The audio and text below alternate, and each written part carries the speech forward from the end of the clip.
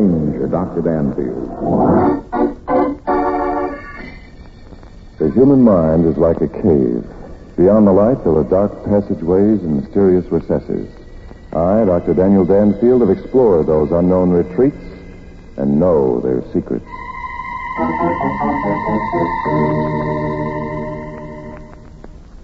Today's story opens in the town of Barlow, located in southern New York State. It's late evening. 4 people are beginning a final hand of bridge. Outside the snug living room, it's bitterly cold. There's a light fall of snow on the ground. Cards are shuffled and dealt.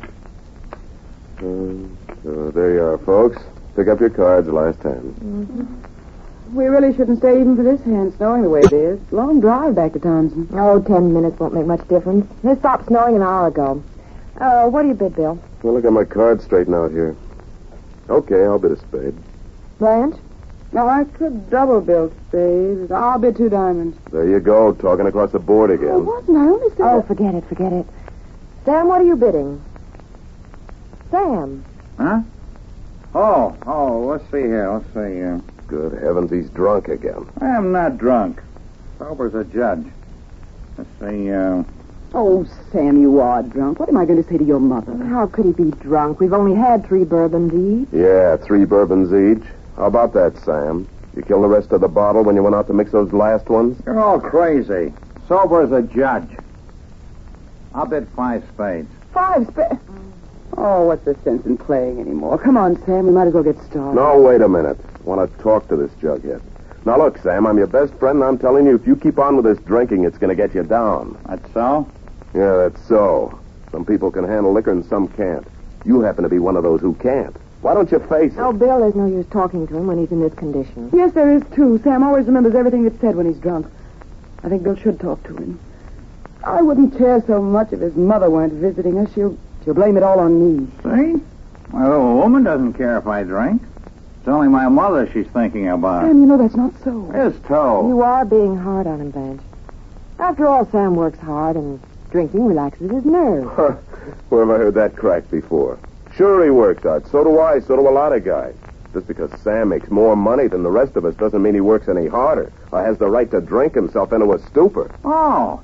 So now I'm stupid, am I? I didn't say you were stupid. But what I am saying is that one of these days your ticker is going to quit. Oh, yeah? Yeah. You can't keep up this pace. You're killing yourself trying to keep ahead of the rest of the crowd. Nuts to you, Billy boy. Okay, nuts to me. But you won't be wearing that silly grin when you wind up in a hospital or a casket. No? No. Want to know something, Billy boy? Bet I live longer than you do. Not the way you're going now, you won't. Want to bet? I'll keep going twice as hard and live twice as long. You're just lazy, that's all, Billy boy. You're envious. You aren't smart. You spend half your time thinking up excuses because you're not making the dough I am. Sam, stop it. No. Time somebody told this guy off. He's got an inferiority complex. I'm sick of his preaching. Sick of being told I'm an old booze hound. Knocking myself out just to keep ahead of the pack. He thinks he'll live longer than I will. Let him make a bet. All right, Sam, I will. I bet you $1,000 I live longer than you do. Oh, this is ridiculous. What a nonsense. Sam, for heaven's You sake. keep on to this, Blanchy. All you gotta do is worry about telling Mama I was stinko. $1,000, eh, Billy boy? It's a bet. Who's gonna pay off when the other one conks out? We'll each write out a check right now and give him to Esther. Tomorrow she can You cash do them. no such thing. This farce has gone far enough. Bill, you can't afford to tie up $1,000 for the rest of your natural days, and I won't have you... Natural days? Do you hear what she said, Billy boy? Natural days. She doesn't know... Shut up, you fool. Natural days, huh? If she only knew what we knew, eh, Billy boy? Natural days. Oh, boy. Shut up, I said. Sam, stop that laughing. What in the world are you running on about anyway? Shall I tell him, Billy boy? Shall I tell him that our natural days will probably end before Esther has time to get the checks cashed tomorrow?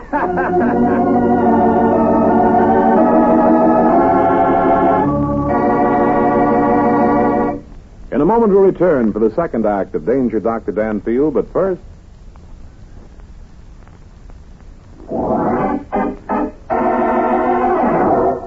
back to Michael Dunn for the second act of Danger, Dr. Danfield.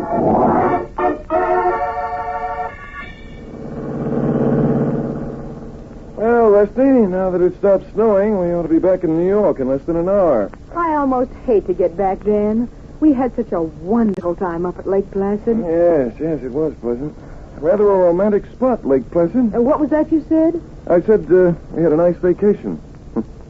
Well, it'll be good to get back to work again. No.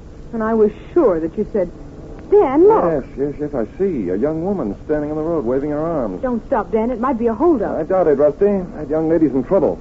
She does look scared. Hello there. Anything wrong? Oh, thank heavens you stopped. It's my husband. He's been shot. Shot? Your husband? Where is he? Back there sitting in our car. I can't explain now. You've got to help me. Well, of course we will. Rusty, move over and give the young lady room, will you? All right. Here, let me help. Thank you. All right. It's about a mile down the road. Tell me, how did this accident happen, Mrs. It wasn't an accident. Sam was murdered. Murdered? Yes, it was terrible. The shot came from off in the woods. I didn't know what to do. You see, Sam and Bill had made a bet. Just a minute, please. Suppose you tell us who you are and then begin at the beginning of the story. You poor kid. Dan, do you have to ask your questions now? It's all right. I want to talk. My name is Blanche Hardy. Tonight, Sam, my husband, and I spent the evening in Barlow with some friends, Bill Thayer and his wife. Sam drank too much. We all lectured him. What was the bet you spoke of? It was silly. Sam got annoyed because Bill told him if he kept on drinking and working so hard, he wouldn't live much longer. And your husband bet this Bill he'd outlive him? Yes. We didn't take them seriously at first, but they both wrote out checks and gave them to Bill's wife, Esther, to hold.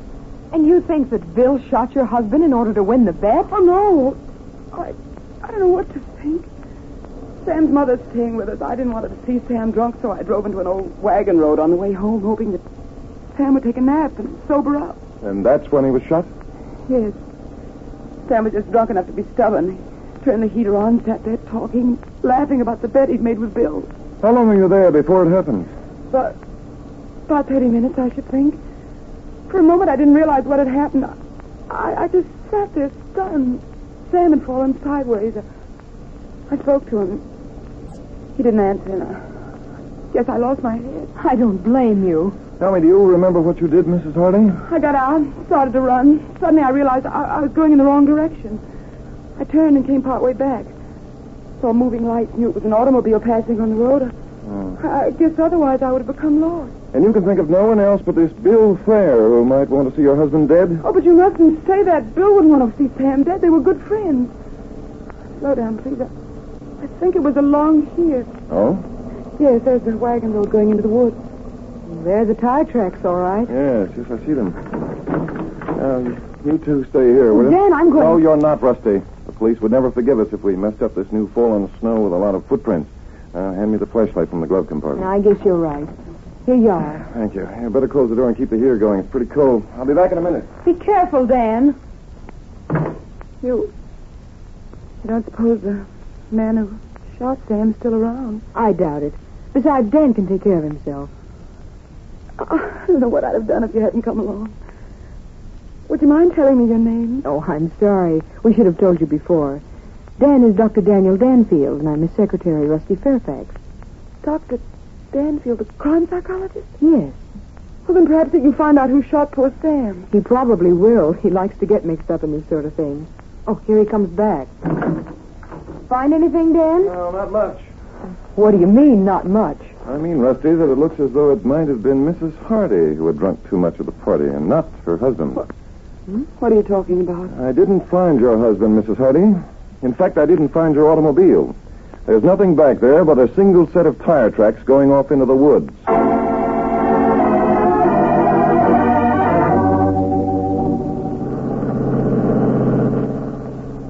No, I can't believe it. I can't. I must be going mad. You're sure you didn't have too much to drink yourself, Mrs. Hardy? Of course, I'm sure. Even if I did have too much to drink, would I manufacture such a fantastic story? Would my husband leave me out on the highway at 12 o'clock at night? Would I urge you to go looking for the automobile if I didn't think it was there? I think she's right, Dan. Yes, there's no question about it. Tell me, is this your street, Mrs. Hardy? Yes, the third house on the right.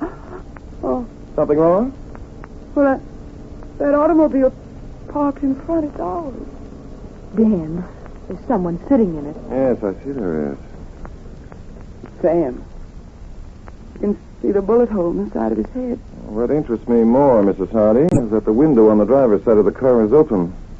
Well, let's get out and take a look. I knew we'd find it was Sam. Well, just to make sure, let's open the door. Oh, Dan, he must have been leaning against the door. He's out all in a heap. Yes, I see, then.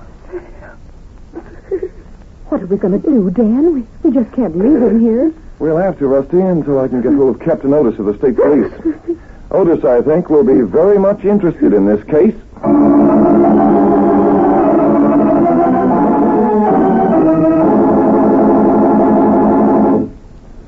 Well, Captain, how did you make out? Not so good, Doc. We dusted everything for fingerprints and didn't find any. I rather expected that. On a night as cold as it was last evening, everyone would be wearing gloves. Have you talked with Mrs. Hardy this morning, Captain Otis? Yes, and fantastic though her story sounds, I believe it. Well, I suppose there's nothing to do but to begin at the beginning and work the thing out. Doc, how about sticking around, huh? I'll be glad to, Captain. Suppose we go out to the scene of the alleged murder and see what the marks in the snow tell us.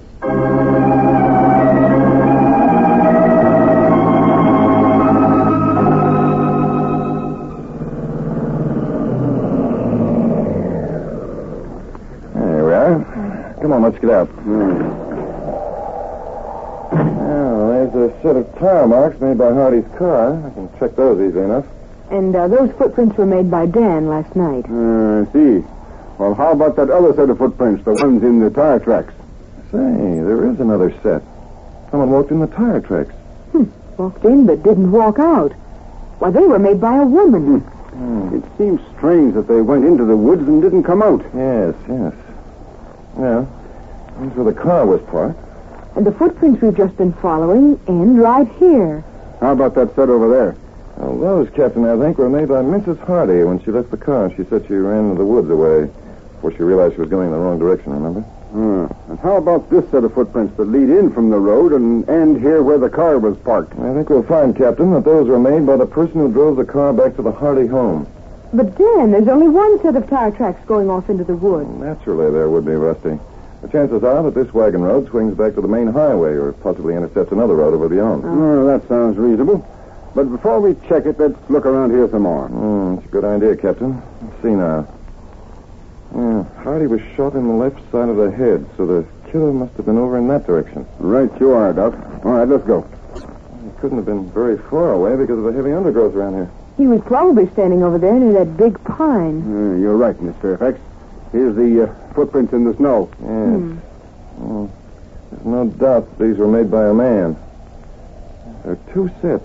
One coming up to the tree and the other cutting back through the woods toward the highway. Dan, look. That depression in the snow. By George, that's the handle of a... Well, yes, it's a gun. Don't touch it, Doc. The killer must have thrown it there after he shot Hardy. Oh, do you think so, Captain? Why, of course. It's perfectly obvious what happened. Well, what if it is? The murderer probably wore gloves, too. There won't be any fingerprints. Now, wait a minute. Now, look, Doc, what's on your mind? Don't you think that the killer stood here and shot Hardy and then threw the gun away? No, I don't, Captain. I don't believe a calculating murderer, such as this person must have been, would do anything so obvious. Well, then what do you think happened? I think that if we make an impression of these footprints, we'll find that they belong to boots owned by Bill Thayer. I think we'll find also that the gun there in the snow didn't belong to him at all. And I think that the woman's footprints, which we found in the tire tracks, were made by Mrs. Thayer.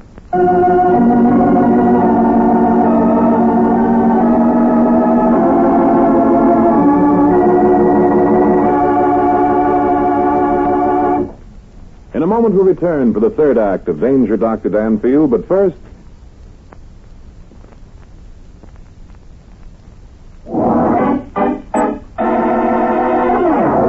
Now back to Michael Dunn for the third act of... Danger, Dr. Danfield.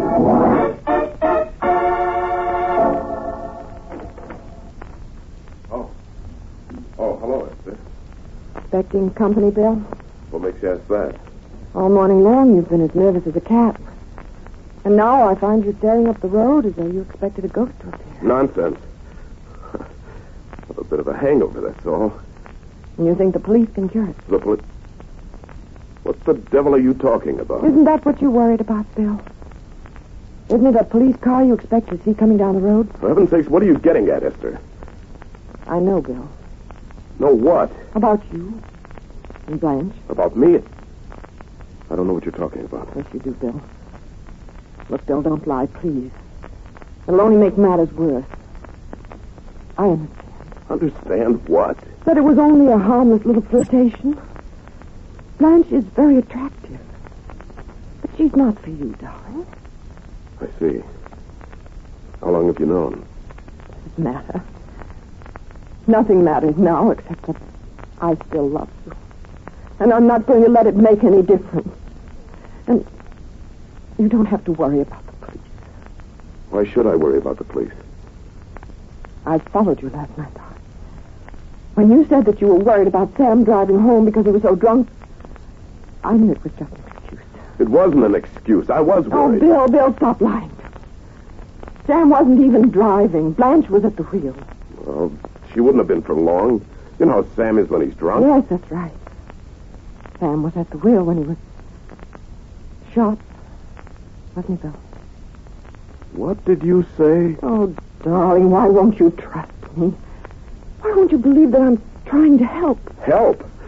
I don't need any help. I don't need any... Sweating, Bill, you're trembling. Why? Because you think that I saw you come out of the woods?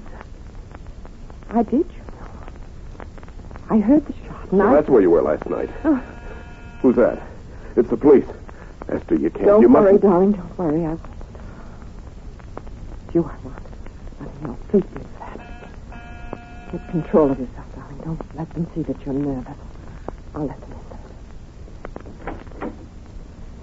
Yes? Hello, are you Mrs. Thayer? Yes, I'm Mrs. Thayer. I'm Dr. Danfield. This is my secretary, Miss Fairfax. Oh. Will you come in? Oh, yes. We're working with Captain Otis on the murder of your friend, Sam Hardy. Oh, yes. Come in, please. Thank you. Oh, is this Mr. Thayer? Yes, I'm Thayer. What was the name? Danfield? Yes, that's right. This is my secretary. Just why do you think Sam Hardy's murder concerns us, Danfield? Did I say it did? Then why are you here? Because the Hardys spent last evening in this house. Because when they left, you both followed them. Did we? You're jumping to conclusions on that one, brother. I followed because Sam was drunk and I knew he'd insist on driving. Oh? When they stopped to change seats, I planned to insist on driving him the rest of the way home. That's very good thinking, Mr. Thayer. Fortunately, I can prove that you're lying. That would be interesting. Let's see you do it. Very well. Does your car have Goodrich Silvertown tires? Yes, why? Oh, just checking. So would you mind showing me your overshoes? Overshoes? Yes, the ones you wore last night. You see, we made an impression of some footprints we found in the snow near the spot where Hardy was shot. And I suspect that they'll match up very nicely with the soles of your overshoes. Bill. All right. So I was standing in the woods near the parked car. Does that prove I shot Sam? You're getting ahead of me, Thayer. I didn't even remotely suggest that you shot Sam Hardy. Any more than the fact that your wife drove the Hardy automobile with the corpse of Sam still in it onto his home suggests that she shot him. But it doesn't prove either one of you innocent. Esther, is what he says true? Don't answer that just yet, Mrs. Thayer. There's a link in this chain of evidence that's missing. Frankly, I'm guessing when I suggest that you were both at the scene of the crime last night. You have no evidence? I have what I think will turn into evidence, yes. Then you actually can't prove a thing. I won't have to prove a thing, Thayer. Captain Otis of the state police is on his way here right now with Mrs. Hardy. It's Captain Otis who will do the proving. And this so-called missing link you're after has nothing to do with Sam's death at all? Oh, yes, it has a lot to do with it. I think the missing link is the real motive for the murder. It isn't. It isn't that serious. Oh, you've got to believe us. Believe what, Mrs. Thayer? Keep quiet, Esther. No, I won't. It'll only be worse if the police find it out by questioning or if Blanche tells us Captain Otis. That's very sensible of you, Mrs. Thayer. All right, then let me tell it. Blanche Hardy and I were carrying on a mild flirtation. Wasn't serious, although Sam happened to step into her room one day, unexpectedly. I see. So it became serious with Sam. I suppose so. Good. That's all I wanted to know, Thayer. Oh, well, Rusty, what time is it? Time? It's 10 minutes to 12. Fine. Captain Otis should be here any minute now, and then I think we'll know the identity of the murderer.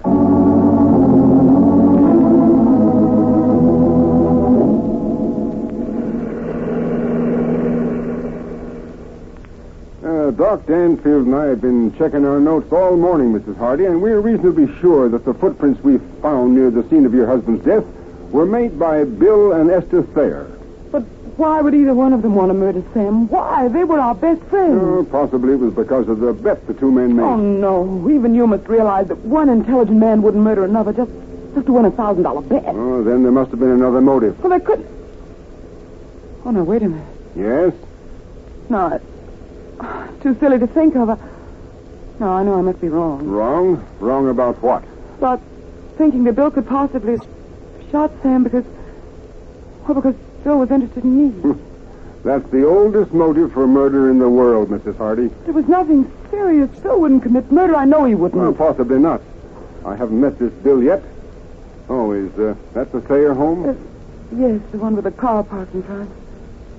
This is all like a dream. I can't believe it's really happening.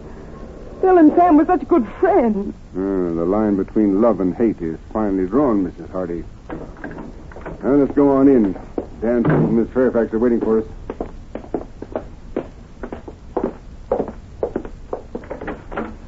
Oh, hello, Captain. Mrs. Hardy. Hello, Doc.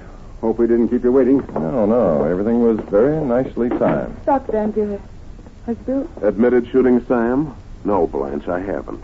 Did you think I would? Of course I didn't, Bill. Only what, Blanche? Do you think it was Bill? I wouldn't answer that, Mrs. Hardy. Well, hello, Miss Fairfax. Hello, Captain. Doc, you'd better introduce me to these people, and then let's get going. Right. Mr. and Mrs. Thayer, Captain Otis. How do you do? Now then, Doc, let's have it. Very well. When Mr. and Mrs. Hardy left the house last night, Hardy was pretty drunk. Mrs. Hardy prevailed upon him to stop the car and try to sober him up by taking a nap. She drove into the wagon road for that purpose. That was when Hardy got him behind the wheel. Like most drunks, he objected to being told what to do. Huh? Yes. Thayer was following the Hardys. He saw the tail light of their car disappear into the woods. He guessed the reason. He stopped his own car, cut through the woods, and stood near the big pine listening. I've already admitted that. I knew Sam would be belligerent. If Blanche needed help, I wanted to be on hand. Oh, that was noble of you, Thayer. However, sometime later, Mrs. Thayer called a taxi from the all-night stand in the village and set out for the Hardy home. When she saw her husband's car parked beside the road, she drove on past, dismissed the cab, and walked back. And it was just about then that you heard the shot. Is that right, Mrs. Thayer? Well, yes, that's right. Bill, what can I say? They know. Yeah, I guess there's no use. It was I who shot him. You shot him, Thayer, but you didn't kill him. What? Sam Hardy was already dead when you pulled the trigger. He died of carbon monoxide poisoning. Mrs. Hardy had fixed it so the fumes from the exhaust came into the car. I didn't. That's not true. Oh, yes, it's true, Mrs. Hardy. We've gone over your car and found where you had previously attached a length of rubber hose to the exhaust pipe so you could direct the fumes with a minimum of effort. When you stopped in the woods, Mrs. Hardy, Sam was asleep. You rolled up the windows of the car and then stepped outside and waited for him to die. Afterward, you arranged the exhaust pipe the way it was before, and then rolled down the window on the driver's side so that no one would suspect he'd been asphyxiated. You can't prove that. You can't prove it. Sorry, Mrs. Hardy. You were wearing woolen gloves. A thread from those gloves caught on a bracket holding the exhaust pipe. No, you can't tell by just that. Not just a little thing like that. It doesn't prove anything. It doesn't. Not just a little thing like this.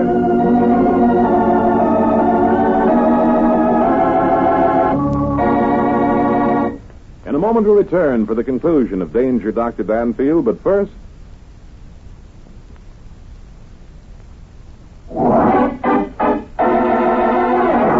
Now for the conclusion of... Danger, Dr. Danfield.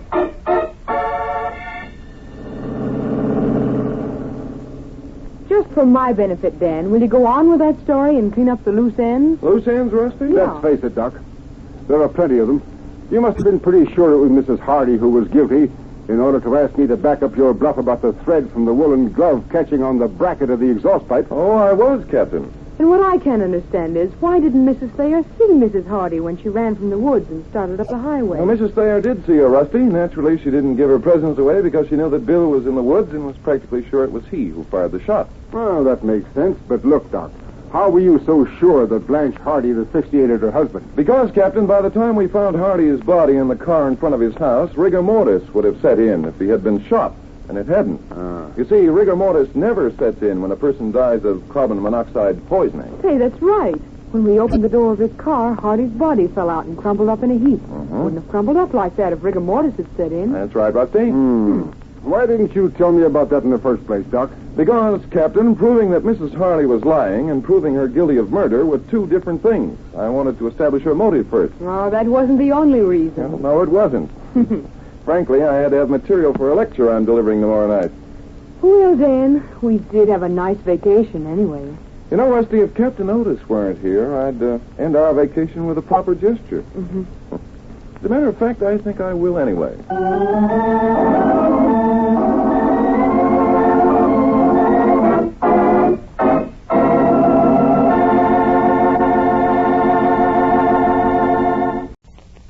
And so, in conclusion, young ladies, let me again remind you, there's a psychological reason behind every crime.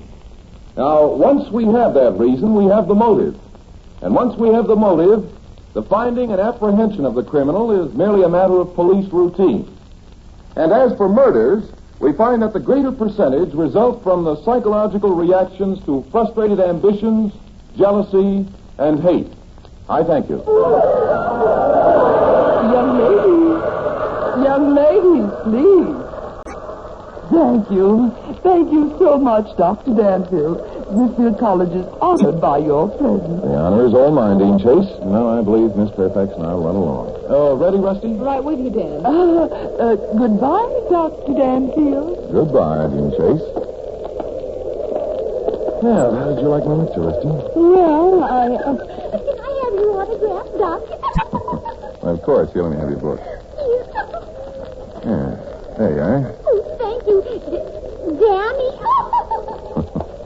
I asked you, Rusty, how was my lecture? those girls, they make me so mad. Why? What did they do? Well, they didn't hear a word you said. What makes you think that? Well, they were too busy watching that cute way you raise your eyebrows when you talk. Well, then, how did you like my lecture? Well, you know, Dan, you do look like Michael Gunn.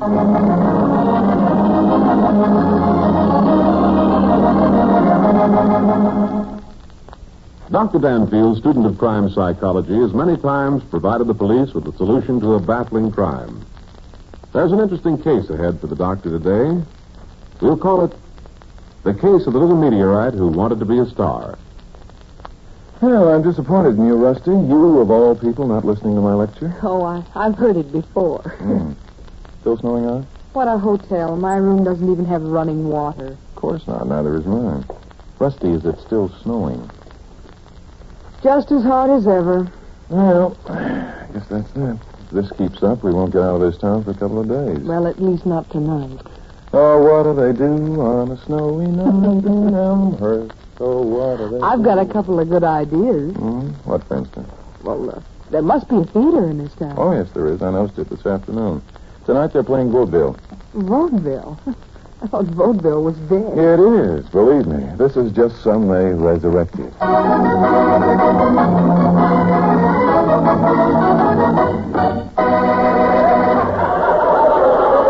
So you think you know all about music, do you, Tiny? Sure, Slim, I know all about music. Okay, then what is a scale? A scale? Yes, a scale. What is a scale? A freckle on a fish. No. A scale is nothing. Brother, is this corny? Rusty, this is the feature act. Slim Miles and Tiny Corbett. Now, listen. Kind of scales. The scale is a system of notes running from sea to sea. Well, doesn't a fish run from sea to sea?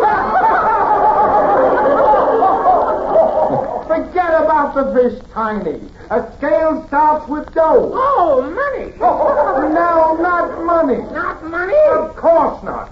Dough is the first note of the scale. Now, after dough comes raise. Oh, raised after the money. Raise not after the money. Then she isn't the same way that I know. No, Tiny. Those fellows are stopping at our hotel, Dan. Oh, yeah? Their room is just across the hall from mine. Now, after after Ray comes me. I thought so. Ray's after the money and you're after Ray. Not me. I didn't say me. Then what did you say? I said me. That's what I thought you said. I said me. Am I me? Am I spells me in Italian? Now, why don't you speak English? Now, next comes star. Then comes soul. Ah, Phileas Soul. More fish. Will you please forget? Dan, I bet I'll get that routine at least 50 times. Quiet, Rusty. Give the poor guys a chance. Okay, no fish. Now, after soul comes la, si, do. Oh, no dough. Yes. A scale has dough on the top and dough on the bottom. Dough on the top and dough on the bottom? Yes. Now, do you know what a scale is? Sure. All right, then. What is a scale? A piece of apple pie.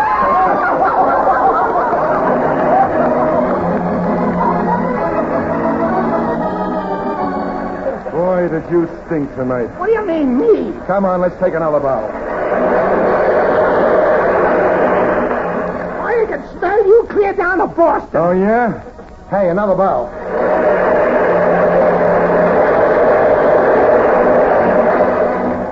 Won't you ever learn to wait for laughs? Me wait?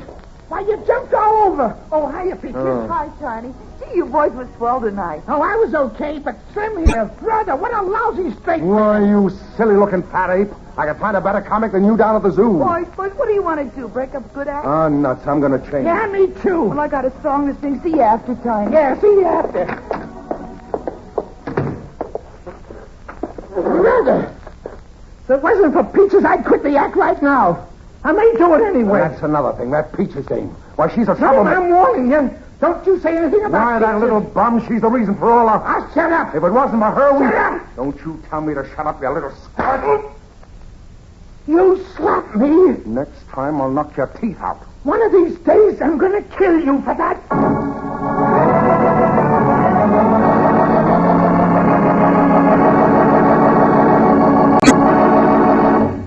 In a moment, we'll return for the second act of Danger, Dr. Danfield. But first...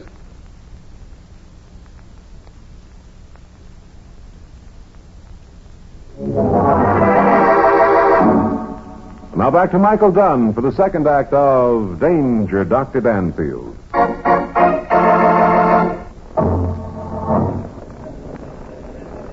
What a show that was. No wonder vaudeville's dead. Those are the kind of guys who killed it. Oh, they weren't so bad. The tall one's kind of cute. Yeah, I guess they'd be all right if they had some decent material. Well, the picture wasn't bad, so the evening wasn't entirely wasted anyway.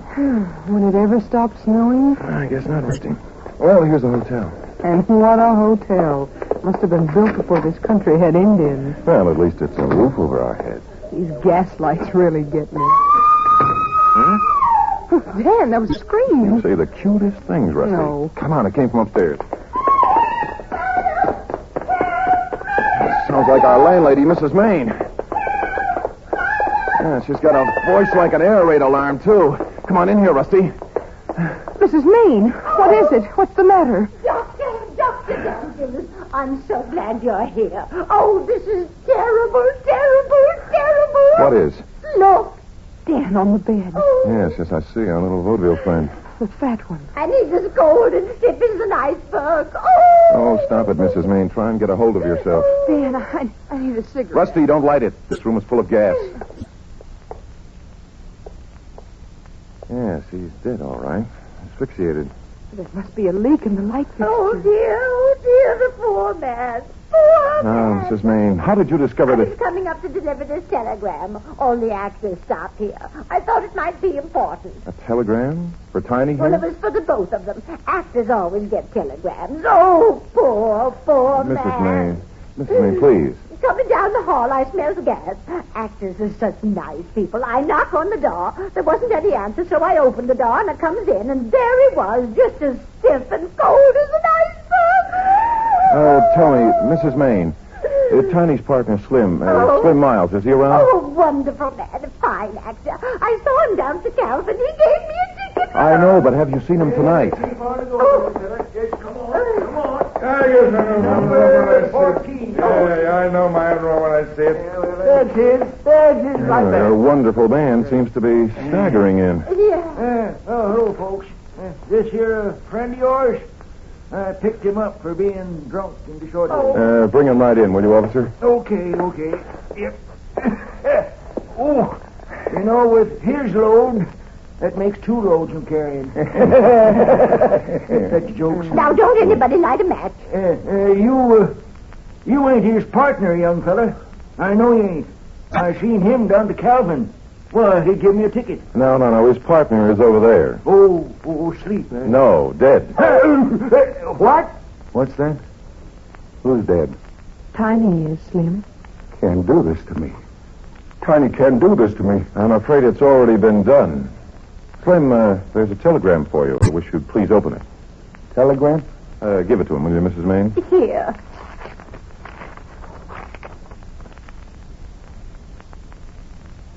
From our agent. It's got an opening for us in Hollywood. In a picture. Tiny, why did you do it? Oh, no. No, you can't be dead. Hits you pretty hard, doesn't it, Slim? Tiny, I loved you like a brother. Now what's going to happen to me? I'll never get another partner like Tiny. Why? Why did he do it? Oh? You seem to be pretty sure he was a suicide, don't you, Slim? Of course it was. What's going on in here? Where's Tiny? Over there on the bed, Miss Darling. On the bed. What's the matter with him? He's dead. Oh, the poor man. Dead. No. No, not Tiny. I'm afraid he is, Miss Darling. Oh.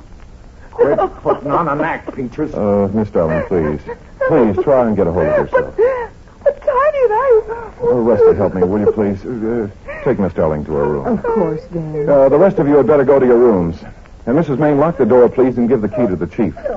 No, son. She better give it to you.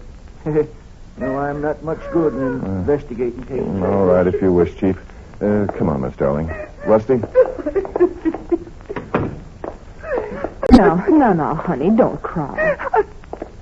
I'm sorry, I can't help it. Tiny was nuts, but he was a good guy. Yes. Help her to a chair, will you, Rusty? There you are, Peaches. Nobody knew what a good guy he was. Nobody.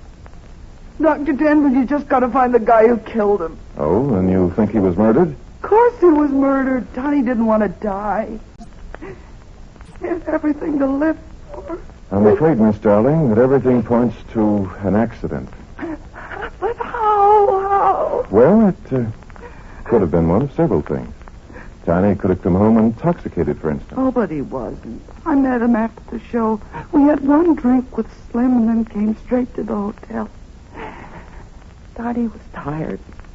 Went to bed early. Well, there's still the possibility of a leak in the gas fixture. I don't believe it. Well, of course, I can settle that with further investigation. Oh, by the way, Miss Darling, just why are you so upset over Tiny's death? If you can't guess, I'm not going to tell you. Well, that's easy, Dad. If you think Tiny was murdered, just who do you think did it? That's something I'm not going to tell you either. This is something I'm going to settle in my own way myself.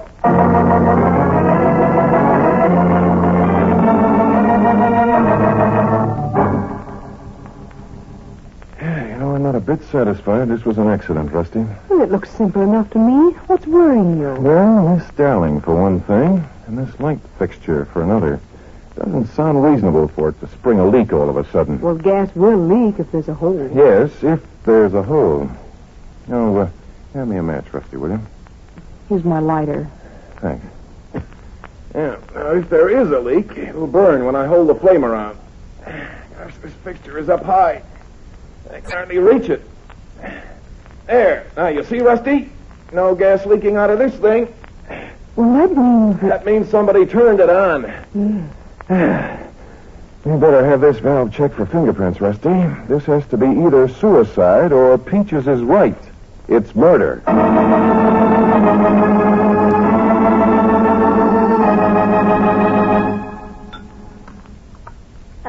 pass Mr. Miles the meat, Dr. Danfield. That big one's for you, Slim. I received a report on the fingerprints, Mrs. Maine. Fingerprints? Yes, on the gas valve in your room, Slim. The only ones on it were yours, Mrs. Maine. Mine? Yes. Now, I want you to think back to last night. When you entered that room, did you turn off the gas? Of course I did. Would you mind passing Mr. Miles the codfish cakes, Doctor? Certainly, yes. Here you are, Slim. Now, Mrs. Maine, was the gas lighted when you entered the room? Of course it wasn't. But gas costs money if it's lit or not. I smelled it, so I knew it was on, so I turned it off. And how, may I ask, did you turn it off? You're quite short. Well, I climbed up on a chair. That's how I turned it off. I see. Well, that accounts for Mrs. Maine's fingerprints, Dan. Yes, doesn't it, Now, then what, Mrs. Maine? Well, then I took a look at Mr. Corbett, saw he was dead, and began screaming like any respectable woman would. Would you mind passing Mr. Miles the baked beans, Doctor? Yeah, with pleasure. Here you are, Slim. Thanks. Actors are the hungriest people. Now, Peaches, are you ready to tell me why you were broken up over Tiny's death? I left the guy. Oh, I see. Yeah. Him and me was going to get married. Did you know about that, Slim? She's talking through her hat. That's the first time I heard of it. Oh, Tiny was playing her all right, but... That's all you know about it, you lousy bum. What? Miss Darling, please, you shouldn't talk that way about dear Mr. Miles. Dear Mr. Miles, my foot. He's nothing but a hand. Doctor, would you please pass Mr. Miles the brown bread? Yes, of course. Go on, Mrs. Darling. Just to prove that we was going to get married, Tiny and me went out and put a down payment on a farm just 3 days ago. You mean you and Tiny were going to quit show business? Sure we was. Me and Tiny was going to tell you to take the old axe and go to Nantucket in a bucket. Oh, my, what language. Slim, what about you? Yeah, what about me? Well, judging from your condition last night, you'd spent quite a spongy evening. Tell me, did you and Tiny ever have any arguments? Oh, sure we did. And what a dozen. We had one yesterday, in fact. Oh, serious? Nah, just the usual stuff. We made up. Him and Peaches and me went in and had a drink together. Tiny was tired, so we come up here to the hotel. Now, some of the boys at the bar said that you were telling them that Tiny, stunk. Nah, they got it all wrong. Tiny was the greatest comic that ever lived. Doctor. Yes, Mrs. Would you mind passing Mr. Miles the apple pie? Yes, of course, Mrs. Maine. Here you are, Slim. Thanks. Mrs. Maine. Yes, Dr. Danfield. Would you mind passing me the nuts, please?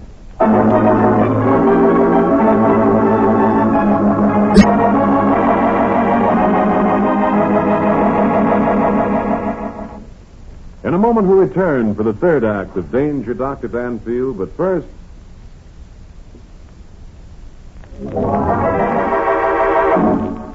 And now back to Michael Dunn for the third act of Danger, Dr. Danfield.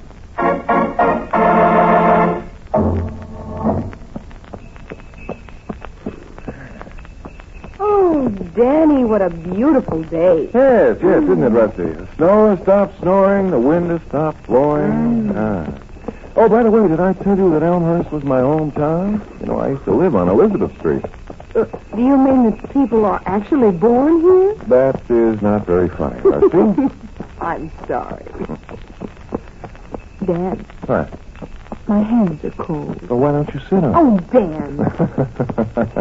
I'm sorry, honey. I was kidding. Here, let me blow on them.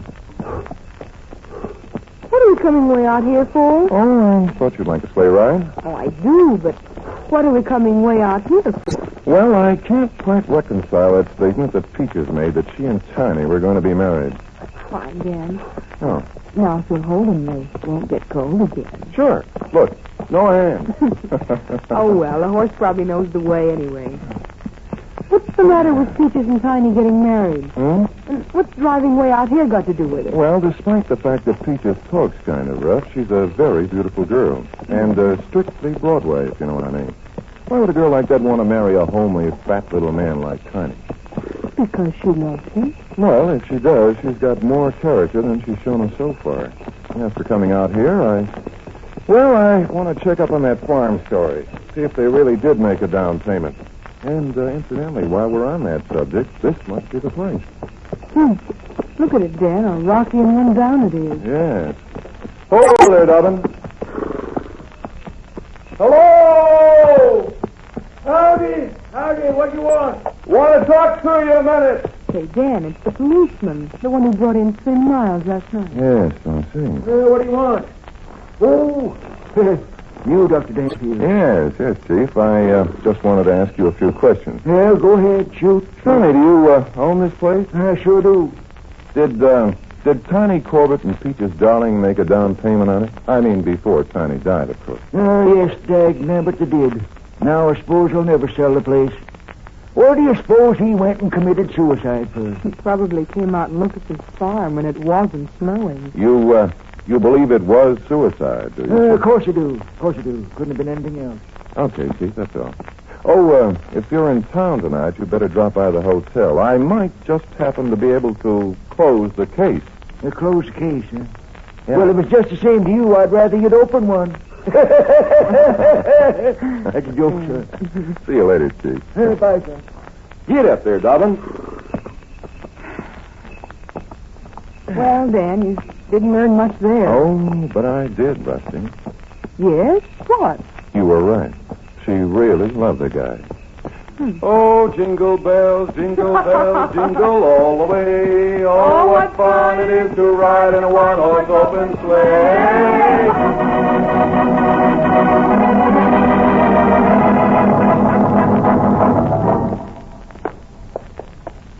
Yeah, come on, Rusty. I want to take one more look at Tiny's room. Oh, right, but I... Close the door, will you, Rusty, please? Sure. Dan, what are you going to find out? Hey, take a look at this contraption. The gas jet? Yeah, look. No, Dan, I'm choking. Okay, it's off. It's loose, Rusty. Needs tightening. Oh, what does that prove? Notice the handle on this valve. One of those one-sided kind. It sticks straight up when it's closed. Well, so what? So I think we'd better have another little talk with Mrs. Maine. Wow. Here's the good lady in person. Well, what are you two doing in here? Having no respect for the dead? Enough to want to avenge his murder. Murder? Oh! Mrs. Maine, just where did you find that telegram that came for Tiny and Slim? I didn't find it. It was delivered. When? Around supper time. And, did you keep it in your possession until you gave it to Slim? Of course not. Put it on the hall table where I always put telegrams. Tell me, do you know whether anyone else saw it but you? Well, how do I know? They could have. It was laying there long enough. I see. Now, once more, exactly what did you do when you entered the boy's room? I already told you. I kicked his clothes out of the way, grabbed a chair from in front of the dresser. His clothes? What clothes? His clothes. Mr. Corbett. It was in the middle of the floor, at least his coat was. I had to kick it out of the way so as I could get the chair under the gas jet. I see. That's all, Mrs. Maine. Oh, will you please notify all your other guests to meet me here after supper? Now it's time poor Tiny had a good old-fashioned wake.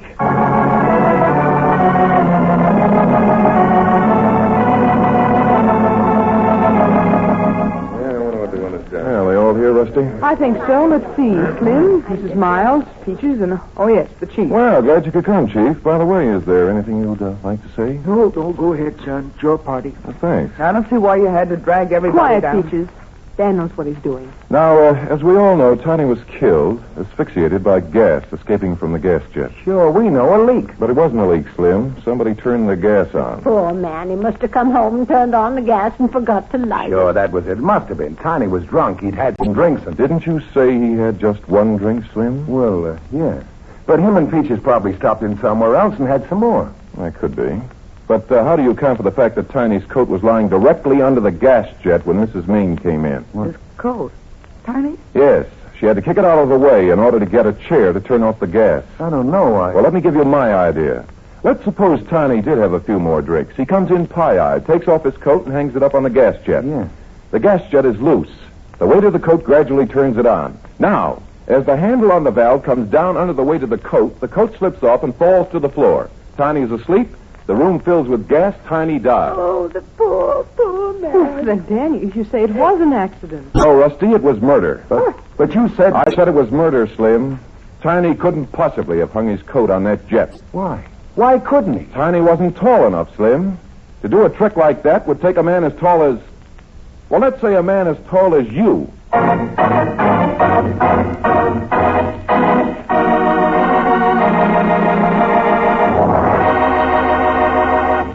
In a moment, we'll return for the conclusion of Danger Dr. Danfield, but first...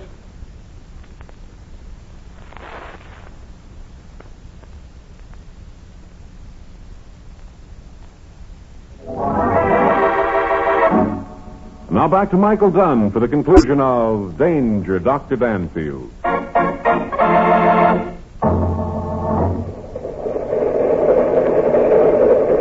Oh, am I glad to get away from that town, even if you were born there. No more rundown hotels or gas lights for me. Say, Rusty, look out the window. Isn't New England beautiful? So white and clean under a new blanket of snow. Get him waxing poetical again. Ah, it's lovely, Rusty, lovely. Then, how did you ever guess it was murder instead of an accident? Oh, one little mistake. A murderer always makes at least one, you know. What was that? The lack of other fingerprints on the gas jet. Slim had wiped them off. But how was that proven? Well, he and Tiny had used that room for about a week, so his fingerprints would have to be there under Mrs. Maine. I see. But how did you ever figure out it was Slim? Well, if you had listened to my lecture, Rusty, you wouldn't have to ask. Well, what has your lecture got to do with it? I said there was a psychological reason behind every crime, and once we had that reason, we had the motive. Well, I know, but what was the motive in this case? Frustrated ambition, jealousy, and hate. Like any good Greek, you will always have a word for it. You see, Rusty, Slim saw the telegram lying on the hall table and read it. He knew about the offer to make pictures in Hollywood, but Tiny was sick and tired of Slim's bullying. He had already made up his mind to buy a farm, quit show business, marry Peaches, and settle down. Now, Slim was jealous of Tiny. He secretly knew that Tiny was the best part of the act. He knew that Hollywood wouldn't buy the act without Tiny. So his ambitions to become a movie star were thwarted and frustrated. Well, how about the hate part of it? Well, wouldn't you hate a guy who did that to you? Hate him enough to kill? Guess I would. And, of course, after figuring out the motive, the rest was just ordinary police routine. I see. Dan? Yes, Rusty? What's a scale? A scale, my dear Rusty, is what a poet starts with when he wants to write a song. A system of notes, which, when properly welded together and combined with beautiful words and sung with, say, a voice such as mine, makes the beautiful ladies fall right into our lap. Oh, Dan. You know, I was afraid you were going to say it was a freckle on a fish.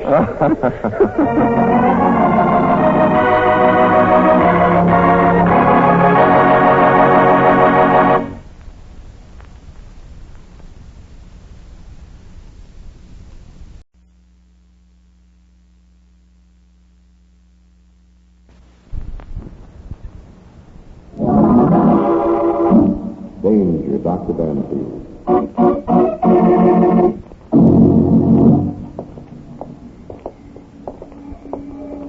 Dan, Yes, Rusty? why do so many women shoot their husbands?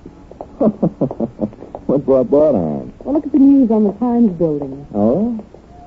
The Italian count killed by beautiful American wife. I saw his picture in the paper this morning. He was so handsome. That cute little mustache. Oh? Now, why would any woman want to shoot a man like that? Well, Rusty, in this particular case, I imagine it involves the basic psychology of a caged animal's desire to be free. Well, now say it so I can understand it. Well, you see, men of the world consider their wives something to be seen and worshipped only in the privacy of the home. They allow them little or no freedom whatsoever. So, to gain their freedom, they kill their husbands. Which, of course, doesn't settle the problem at all, as they will undoubtedly spend the rest of their lives shut up in some nasty jail. Now, you see? Uh-huh. Say, Dan. Why don't you grow a mustache?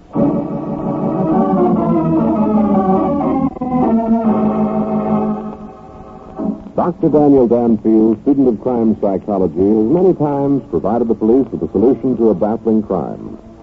There's an interesting case for the doctor today. Let's call it the case of the bird in the gilded cage. Rusty, did you see that circular that came recently from Tristan's bookstore?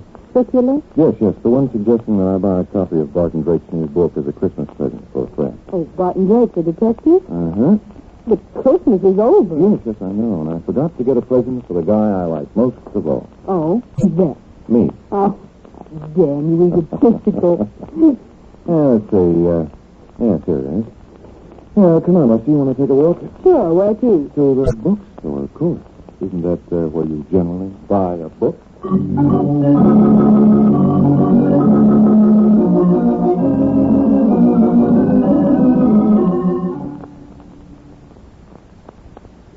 Good morning, folks. Good morning. Something for you? A book bag? Yes. I received a card from you announcing Barton Drake's latest book. Oh, to be sure. A very fine book. I read it myself. You see, I love mystery stories. Simply love them. Well, if you don't mind, Mr. Tristan, I'd like to... I have it right here, Dr. Danfield. Right here. Dan, how did you know who you are? Anybody who listens to the radio knows who Dr. Danfield is. I love detectives. Now, here's the book. And that'll be $3. Okay, here you are. Thank you, Doctor. 3 out of 10. Oh, my. What's the matter, Mr. Tristan? Did you ever see a $10 bill before? I'm sorry, folks. I'm very sorry. A brand new bill. Just get it from your bank? Of course not. I made it myself. Now, please give me my change, will you? We're in a hurry. Made it yourself? Oh, that's very... Oh, you made it yourself. Here you are, sir. Your change and the book. Thank you, Mr. Tristan. Come on, Rusty, let's go. I hope this book is all it's packed up to be. Oh, you like it? I loved it myself. Oh, simply loved it. Now, let me see. Serial number L45735690. C. Oh, yes, indeed. Yes, indeed. Operator, could you get me Secret Service, please? Yes, and hurry. Oh, my, this is so exciting. Hello, Secret Service. Yes, well, this is Thaddeus Tristan of Tristan's Bookstore. I've just taken in a counterfeit $10 bill. And I know who made it. It was Dr. Daniel Danfield. But that? Oh, he said so himself.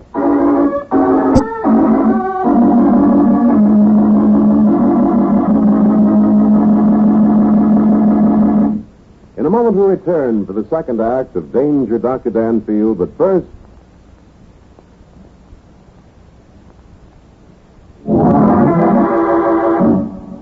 And now back to Michael Dunn for the second act of Danger, Dr. Danfield.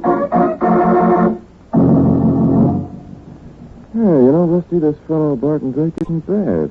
Now, the way he handled that... Isn't there something more important to do than read that old book?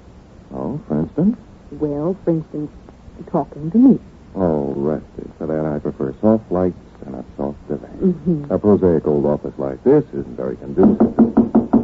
Oh, you see who's at the door, Rusty? Prosaic old office. Yes? Darling? Hey, well, I like that. Are you Danfield? I suppose so. That's the name on the door, isn't it? Did you buy a book at Tristan's bookstore this morning? Why, yes. But I can't see that that's any of your business. You paid for it with a $10 bill. Dan, what's he doing? Rusty? Why, yes. Yes, I believe I did. Tristan says you made the bill yourself. Did you? That? Oh, sure. I run them off by the dozens. Now, listen, my friend, I don't like people barging in here, knocking over my secretary, and otherwise making themselves distasteful. So if you haven't any more jokes to tell, I'd be very much obliged if you went back to where you came from. Now, don't get sore, mister. I came here to do you a favor. Like accusing me of being a counterfeiter? Much obliged. That was the best piece of queer I've seen in months. Any guy who can turn out stuff like that's an artist. Now, I've got a proposition. Dan, how does he know you bought a book at Tristan's store? That's easy. I was in the back of the store while you were consummating the deal. I see. And this proposition? Just what kind of a proposition? Well, now, suppose there was a little organization. Yes, go on. Now, all you have to do is make the stuff. The organization buys it at 50 cents on the dollar and floats it on the market. That way, everybody makes money and you don't take any of the risk. Oh, sounds simple. It's a cinch. No, I don't think so. We've been doing all right by ourselves. We don't have to split with anybody. Oh, so you're going to play it that way. Lone wolf, huh? Well, let me tell you, Dr. Danfield, the boys aren't going to like that. Oh? Counterfeiting is a closed shop in this town. They aren't going to like it, huh? No, they aren't. And I don't like you. And here's something to prove it. Wow, right on the button. Rusty, what's your language? Yeah, I didn't know I was that good. If you could only love like you can fight. We'll get to that later. Right now, it looks like we're about to really make some money. Money? What do you mean? I think we've hit a pot of gold. Danny, please. They pay off double for guys like this, too. Oh? Who do you think he is? I think he's the weakest link in this town's counterfeiting chain. We'll know for sure when we turn him in for the reward. Oh, that's wonderful. Now I can have that. You better throw a cup of water in his face, Rusty. Oh, no, wait a minute. Better search him first. Might find some evidence. You take the bucket on that side. Okay. I don't care for his choice of cigarettes. Well, a very good gun. Here's his billfold. Good. Throw it over here, will you? Thanks. Now maybe we can find out who to notify in case of an accident. That's what I like about...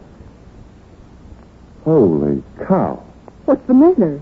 Huh, what an actor this guy turned out to be. Well, Dan, what's wrong? Oh, nothing. Nothing at all. Only if these credentials are correct, I just knocked out a member in good standing of the United States Treasury Department.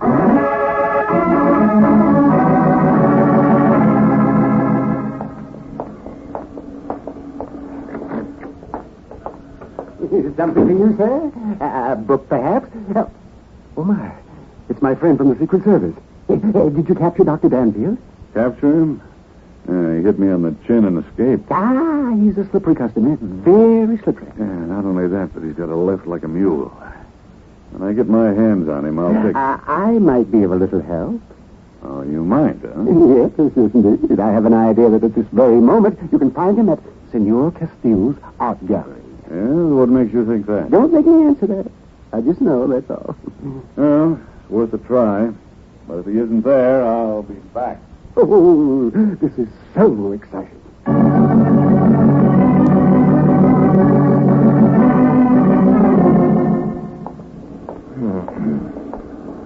Dan, I still think we should have brought that Secret Service man with us. Well, maybe, but I would have had to do a lot of explaining. Besides, I hate to be taken for a sucker.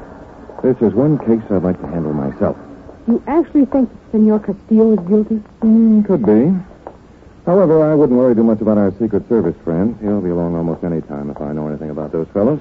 I only hope we get there first. Isn't this Castillo's studio? That's right you are, Rusty. Let's go in. Dark, isn't it? All art galleries are like that, Rusty. They want nothing to detract from the painting. Oh, Dr. Denfield, welcome. You must like my little studio. You're back so soon. Yes, indeed, senor. That was an artistic piece of work I got the other day. I wouldn't at all be surprised, but it might excite interest in some very high place. I am so happy you like it. Yeah, like isn't exactly the word. And the young lady? Oh, your pardon, Senor Castillo. This is my secretary, Rusty Fairfax. Rusty, Senor Raymond Castillo. I am charmed. Thank you, senor. And now, how can I be of service? Another flambeau, perhaps? No, not exactly. Today, I'm interested in another form of art. Bogus $10 bills. Bogus? What is it you mean, bogus? Counterfeit, my dear senor. You remember the painting I purchased here the other day? Oh, but of course, an excellent choice. And I paid cash, a $500 bill. And I received 8 new $10 bills and change. They were counterfeit. What the deal? Oh, no, it could not be. But it could, and they were. Oh, but surely, Senor Danfield, you do not believe No, don't get excited. All I want you to do is tell me where they came from. It's as simple as all that. Oh, but it is not so simple. I've made several sales since and before then. They might have come from anywhere. Surely you don't always get new bills, senor. Think. Can't you remember? But wait. Yes? Senor, at this moment I remember how the new bills came to me. Oh, fine. Now tell us if you will, please. I found them. What? You found them? Oh, come now. I do not wonder that you are surprised, but it is the truth. Oh, that's very interesting. Fortunately, I have the proof. How in the world could anyone prove that anyone found anything? Oh, that you shall see, senorita. If you will but wait here one moment, please. Sounds awfully fishy to me. Well, don't be hasty, Rusty. I'm betting he'll show us some proof. Guess who's coming in? Rusty, don't whistle. Oh, good afternoon, Senora Castillo. The good part of it walked out when she walked in. Rusty. Well, an art gallery isn't quite the place to wear such a revealing negligee, is it? Or is it? You'll pardon my secretary, Senora. She's a little embarrassing. Please don't call me senor. I'm not Spanish. I was born in Brooklyn. Oh, I'm sorry. But you are Senora... Mrs. Castillo. Yeah, though I'm not bragging about it. Who's your dressmaker, darling? I like that thing you almost have on. Don't be catty, sister. Oh, what's the use? I know I shouldn't be out here. But I just had to talk to somebody. Now, wait a minute. I didn't mean to. It's all right. I saw Raymond leave, and I thought I'd get a chance to... No, forget it. It's no use. Well, now, if you need some kind of help, I'll be on. Maria, what are you doing here? And in that attire? I'm sorry, Raymond. I looked out the door, and these people were here, and I thought they were customers, and I guess I kind of forgot. Go back to your room at once. Yes, Raymond. Well, I like that. Dan, you... Rusty, this is none of your business. But Rusty. really... Oh, well... And now, Senor Dunfield, here is the proof you asked for. This envelope and this paper. The envelope? Yes, it was in the envelope that I found the money 3 weeks ago. And the newspaper? Read right here, in the lost and found copy. Oh. Yeah, this paper is dated December 20th. Found this morning on 7th Avenue near 14th Street. An envelope containing a sum of money. Owner can claim by describing envelope and naming denomination of bill. Well... So you see, I did everything possible to locate the rightful owner. I never dreamed that it was, as you say, bogus. Oh? And now may I have the paper and the envelope back, please? Oh, surely. Here you are. There were no papers in the envelope that might give us a clue as to the owner? No, none. Well, I guess that's that. Guess we'll have to go back and take your medicine, Dan.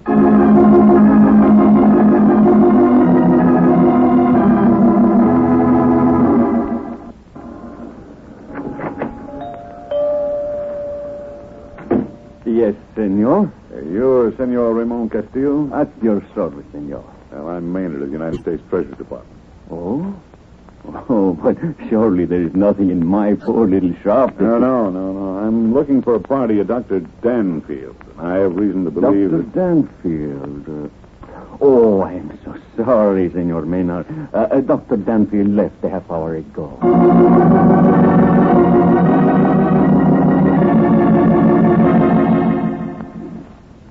Marie, how did you get away? I begged Raymond to let me come. I told him if he was going to keep me cooped up, he could at least get me something to read. Fine. Now tell me what's happened. Oh, I'm so excited. A lot, but none of it too good. Did Dr. Danfield come to the shop? Yeah, he was there. Good. Was he suspicious? I think so at first. And then Raymond showed him the envelope and the newspaper, and he seemed to think it explained everything. Oh, my dear. And I suppose he went away, huh? Yeah, he left. What's that, darling? We were crazy to try it this way. The other way would have been much more direct, and now Danfield's gone and completely fooled, I think. Oh, no, I don't think so, my dear. That's not the way it happens in the best detective books. Oh, no. Dr. Danfield will be back. I love that man. And in the meantime, I'm still shut up in Raymond's gilded cage. But not for long, my sweet. The way things are shaping up, I think before long, I can promise you a lovely murder.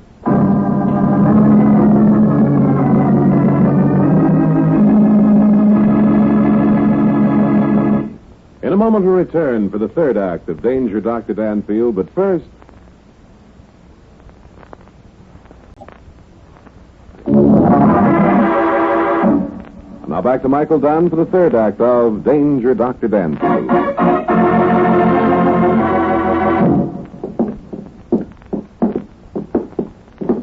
Dan, do you think our little boy Red, White, and Blue is still here? Well, I doubt it. I don't think I hit him that hard. Now we'll see. Yep, he's gone. What a guy. Locked the door after him, too. Well, what do you say? Let's get busy. I'll take the desk. You look through the wastepaper desk. Dan, I can't get over the way Castillo's wife acted. He must have a lot of power over her.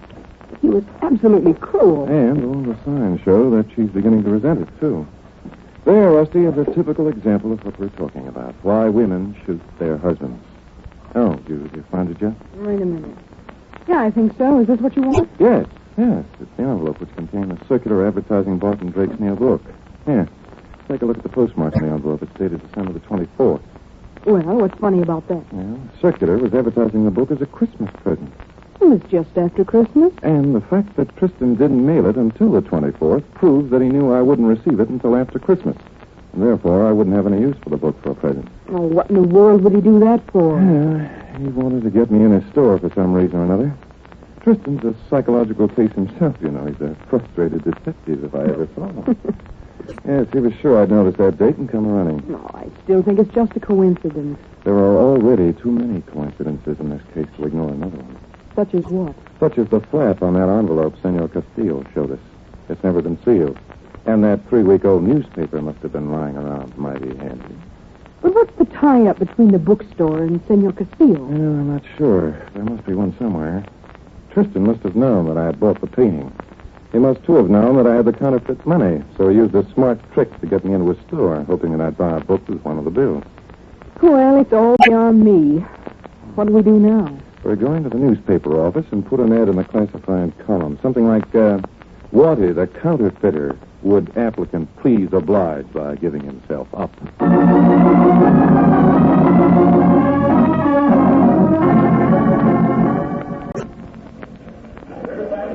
I'm sorry, sir, we can't possibly run your ad for at least 3 days. 3 days? Dan, won't that be too late? Yes, quite right, Rusty. By that time, I won't need it. Oh, miss, isn't there a chance of breaking the rules? It isn't a question of breaking the rules, young man. Everyone has to wait their turn. Yes, I understand. Well, come along, Rusty. I got what I wanted. As usual, the wanted columns were not found wanting.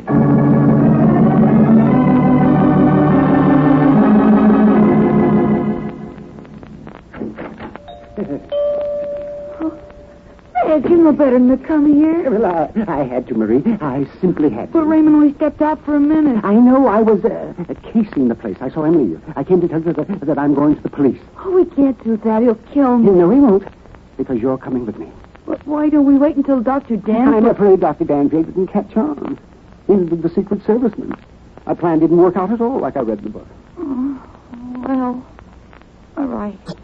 Oh, kiss me, darling. I'm going to need all the strength I can get. I love you.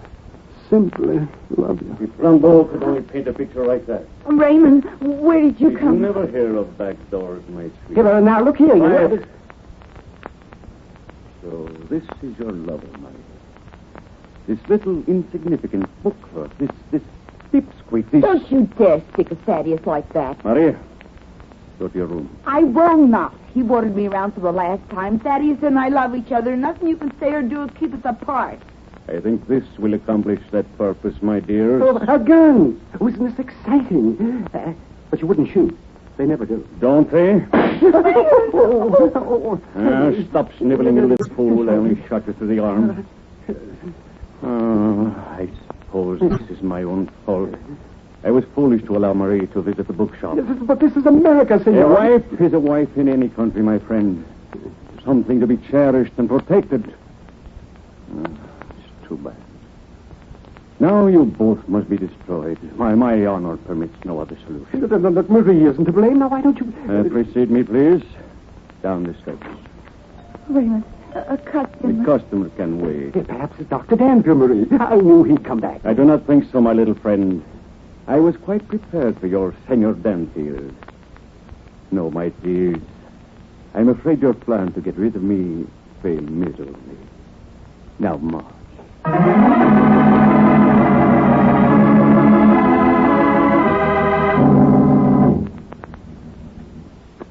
Doesn't seem to be anybody here, Dan. Well, there must be. Senor Castillo wouldn't leave all these valuables unattended.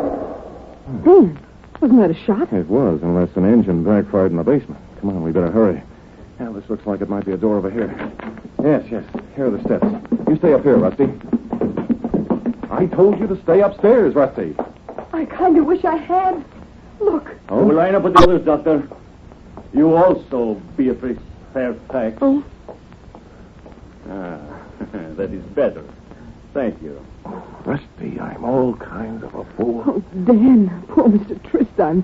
He's bleeding. No, nothing serious, my dear. I just shot him through the other arm to render him incapable of action. Little men are so rash, you know. Well, I guess you'll win, Raymond. I'm sorry I got you into this, Dr. Danfield. I thought I was being clever. From now on, I'll stick to selling books. Must I remind you that for all of you, there will be no from now on? Dan, look at all this machinery. Never mind the machinery. Presses, Rusty. It takes presses to print counterfeit bills. You didn't by any chance print that newspaper, too, did you, senor? Only part of it, Senor Dawson. I thought so. Nice to know these things before we die, you know. You are, of course, going to kill us. Yes, I have no other choice. Now, let me see. I think Marie shall be the first. Dan, are you going to let him? Of course not. I'll at least put up a fight. Ready, Marie? Drop the gun, Castillo. What? Who? Drop it! Quick! Well, I thought it was about time you were getting here. Rusty, where are your manners? Say hello, it's your friend, little boy red, white, and blue.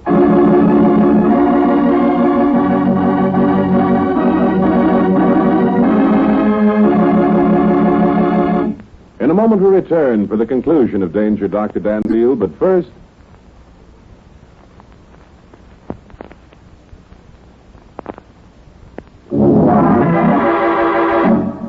Now for the conclusion of Danger, Dr. Danfield.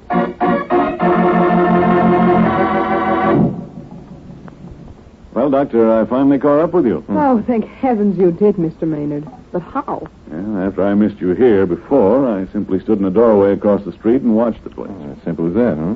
You should have let me in on it, though. After the shock I gave you, don't be foolish. Yeah, I see what you mean. Well, anyway, it turned out all right. But I'd like to have all the information from my report. Well, I think perhaps that Marie here can tell you more than I. Mrs. Castillo? Yes. Well, to begin with, I married the guy because he was so polite, I guess. And then, too, he had a lot of money. Yeah, I guess that must have been it. I must have married him for his money. Go on. After I married him, though, he changed. He kept me cooped up all the time, wouldn't let me see anybody except the few people I got to wait on in his shop. Oh, he spent money on me like mad, but I wanted a little freedom. It sounds familiar, doesn't it, Rusty? Mm-hmm. About the only place I was allowed to visit was Dad's bookshop. I guess it was only natural that I grew to hate my husband and began to love Thad.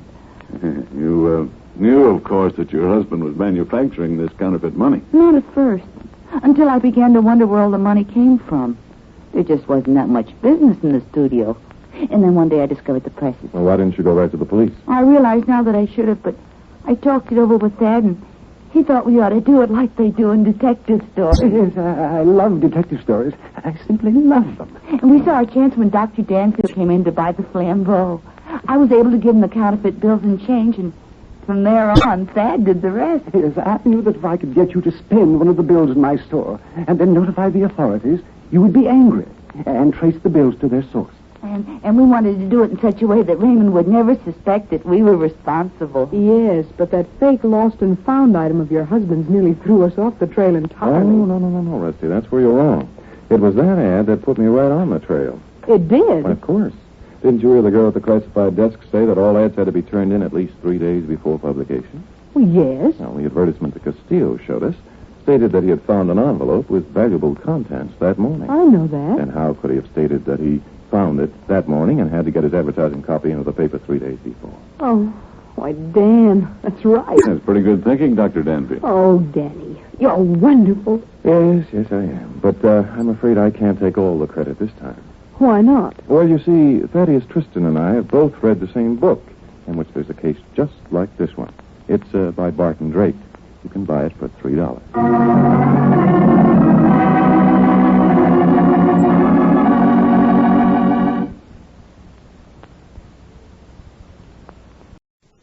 You heard me tell the rest of them. These pictures are not for sale. I paint them for my own amusement. I am a great artist, and I like to see my own work all around me. That's why I will never, never let one single picture go. Now, if you've got any ideas you're going to steal one of my pictures, just get it out of your head. And another thing, that gun of yours doesn't frighten me one bit. It doesn't frighten me one bit. Why, you missed.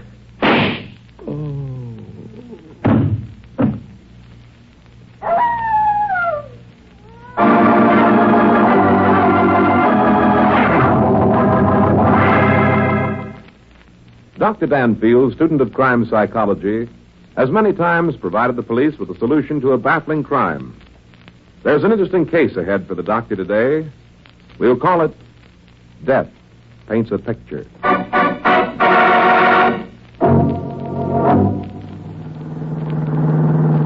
Death Valley. They sure named it right, Dan. How can people stand living out in such a lonely place as this? Oh, usually they have some psychological quirk, Rusty.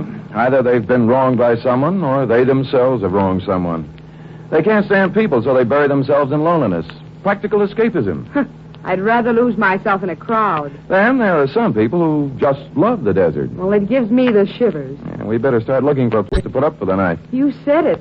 Yeah, I see. According to the information given us by the Auto Club, there should be a place coming up pretty soon.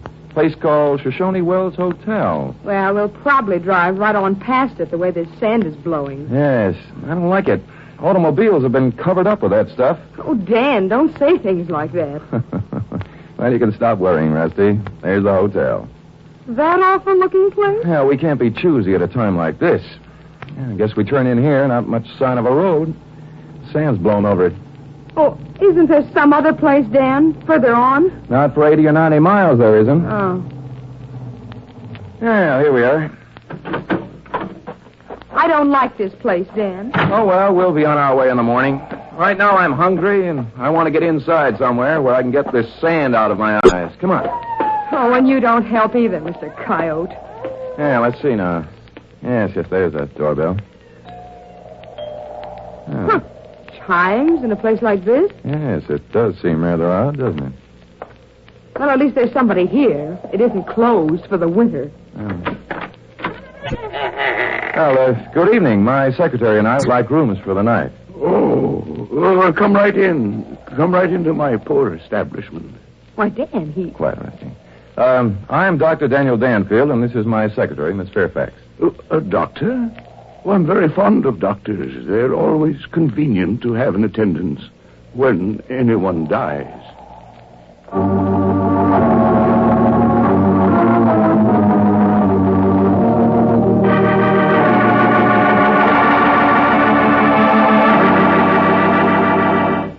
In a moment, we'll return for the second act of Danger, Dr. Danfield, but first...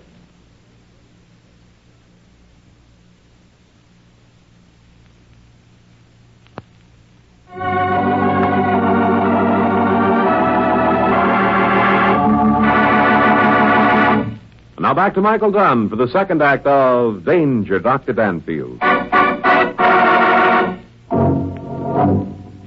And my name is Borax Bedlow. Well, we're very glad to meet you, Mr. Bedlow. Especially with this dust storm blowing up. Believe me, your hotel is a haven indeed. Yes, dust storms. I'm very fond of dust storms, Doctor. There'll be many dead things in the morning. Dan, don't you think we'd better... Oh, don't be frightened, young lady. Death is a very common occurrence here in Death Valley. That's not a misnomer, you know. You're cheering me up, no end. If you'd care to join us, dinner is now being served. Yes, indeed, we would. Follow me. Dan, this place is screwy. That Borax Bedlow with that old tobacco-stained beard and that cultured voice, they don't fit. Well, the desert breeds strange creatures, Rusty. Here we are, Doctor. You and Miss Fairfax may sit at the foot of the table. We serve here family style. Thank you. Thank you, Mr. Bedlow. And now I would like to make you acquainted with the rest of my guests. Miss Fairfax and Dr. Danfield, Sue Pierce. How do you do? Miss Pierce? Mrs. Oh. And her husband, Mr. Harvey Pierce. Oh, good evening.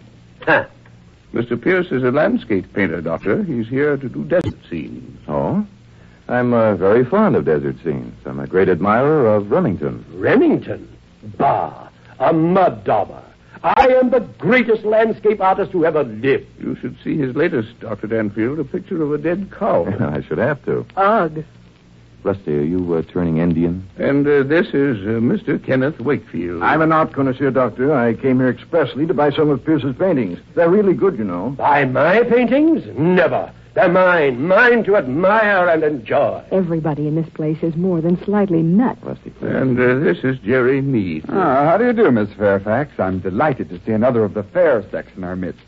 Really, you're quite beautiful, you know. Well, you don't lose any time starting to work, do you, Mr. Meade? Not me. I believe in cutting all corners. Yes, and I believe in cutting all comers.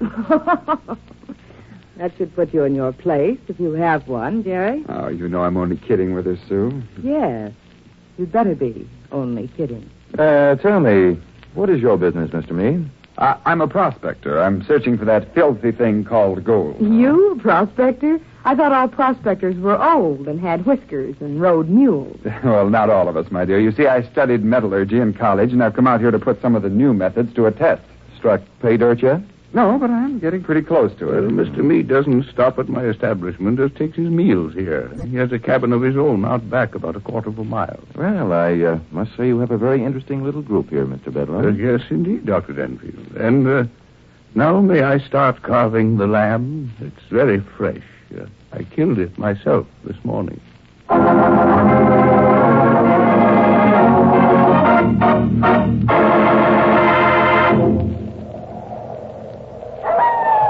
Danfield.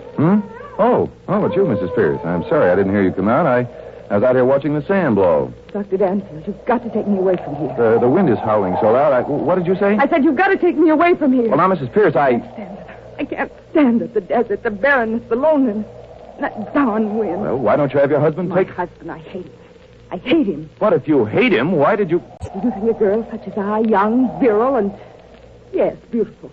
You think I could love a doddering old man who's over twice my age, do you? Do you? Then why did you marry him? Why does any young girl marry an old man? Money. Position. Mrs. Pierce, you should have thought about that before you got yourself mixed up in this mess. Got to get away. I'll die if I don't. Oh, you will take me with you, won't you, Doctor? I'm sorry, Mrs. Pierce, but I never interfere where a man and wife are concerned. I'll have to say no. You've got to take me. You've got to take me. No. Oh, Mrs. Pierce, please. Now stop it, will you? Oh, I'll see what I can do. You will? You'll take me with you. I didn't say that. I said I'll... Take your arms away from Dan, you three-timer. Rusty, I didn't hear you come out. If that woman doesn't drag herself out of your arms this instant, nobody will hear her go in.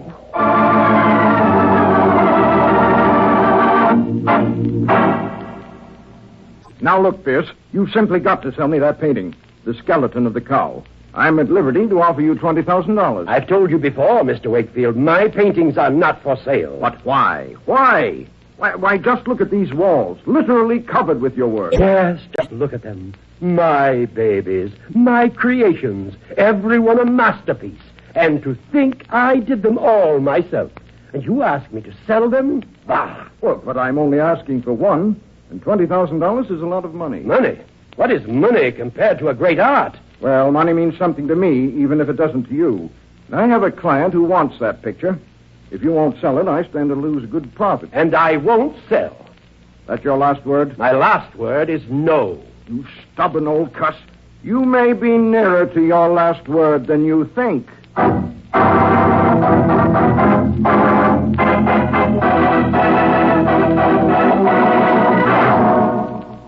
And now, Mr. Bedlow, Rusty and I really would like to take a look at Mr. Pierce's paintings. That is, if you think he won't mind. Well, come on. We'll see if the old boy's in. Right.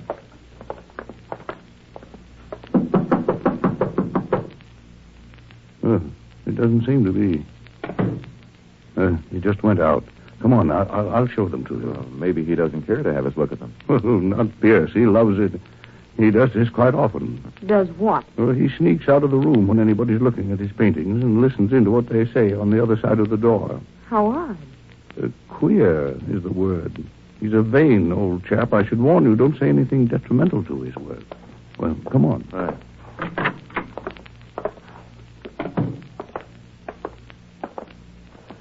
Dan, just look at these paintings. Must be at least 50. Yes. Pierce is nothing if not prolific. Well, he's a productive dynamo. I'm sure he lives for nothing but to paint. Oh, no wonder his wife is turning to newer pastures. The old fellow can't have very much time for her. Not into all this, too. She'd better stay in her own backyard if she knows what's good for her. Oh, careful. The old chap will hear you. Oh, by the way, Mr. Bedlow, which is the one you admire so much? The one you were speaking of at dinner? The dry water hole? Yes. I believe you called it, the dead cow. Oh, yes, here it is, right over here. Oh? How? How do you know? Dan, it's horrible. If you ask me, it stinks. Who said that? I did, Mr. Pierce. Why, you dare to criticize my work? Me, Harvey Pierce? Me, the greatest landscape artist alive today? I'll have you know, young lady, that you know nothing of art. Each and every painting on that wall is a masterpiece. Well, I know. Now get out, get out, get out! Dan, I think we'd better go. Yes, indeed. Come along, both of you. Get out, get out! Dan, that poor old man nearly had apoplexy. He's positively a neurotic. Interesting, Dr. Danfield. Do people die of neurosis? Not usually, Mr. Bedloe, but it can be a contributing factor. Very interesting. Well, I suppose you'd both like to go to your room? Yes, I'm rather tired. I'm just plain sleepy. Yes, it's always nice to have a good night's sleep. So uncertain, though. What do you mean? One never knows whether one will ever wake up again. Does one? Mr. Boris Bedloe, do you want to know something? What, my dear? I wish you'd crawl way off somewhere and die.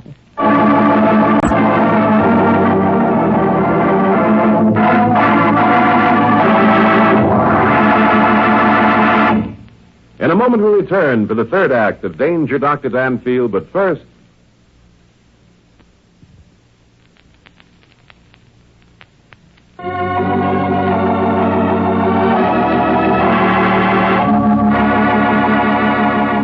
Now back to Michael Dunn for the third act of Danger, Dr. Danfield.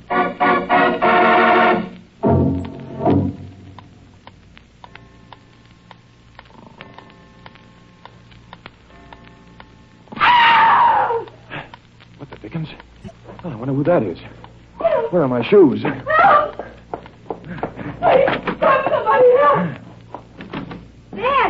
what's happening? Oh, it sounds like Sue Pierce. Come on, she's downstairs. What would Sue be doing downstairs at this time in the morning? I don't know.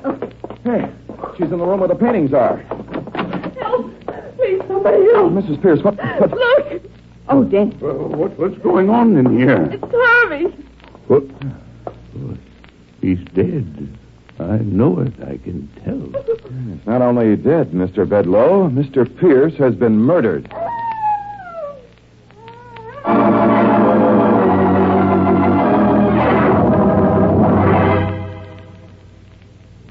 Everybody here, Mr. Bedloe? Yes, indeed. Everybody, that is, except Jerry Meade. He lives in the shack out back, you know. Well, I wouldn't bother sending out for him. I can talk to him in the morning. Oh, this is terrible, Dr. Danfield. Poor old Pierce. Yes, Mr. Wakefield.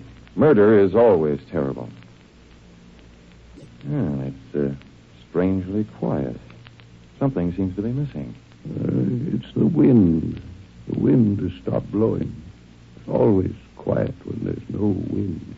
Yes, that must be it. No wind and no coyotes. Oh, beg your pardon, my mistake. Now, let's see. Apparently, from the condition of Mr. Pierce's body, he was killed about 2 hours ago by a bullet through his heart. Now, Mrs. Pierce, just how did you happen to discover the body? I went to bed about 11. Shortly before 3, I woke up and saw that Harvey hadn't come up yet. I thought maybe he'd fallen asleep down here, so I came down to bring him up to bed. Yes? When I came in here, the light was out. I lit it. Yes, that's enough, Mrs. Pierce. We know the rest. Mr. Wakefield, what time did you go to bed? Oh, I don't know. About 11:30, I guess. Bedloe, how about you? Well, right after you and Miss Fairfax went upstairs, about 12 o'clock. And what time did Jerry Meade leave to go to his cabin? Well, right after dinner. I let him out the door myself. Good. Now, did any of you wake up, say, around 1 o'clock? Were any of you startled by a sharp sound? Dan, what are you getting at? Well, that's about the time Pierce must have been killed. I want to know if anybody heard the shot. Well, I hardly believe any of us could have heard the shot in Danfield, not the way the wind was blowing. Yes, you may be right. Hey, Dan, one of the pictures is missing. Where? Right up there. See? Where the wall is faded. There's a perfect outline of where a painting has been hung. Yes, so it is. Well, Mr. Bedloe, would you have any idea as to just what painting has been hanging there? Well, by George, yes, it's been stolen. That was the picture of the dead cow.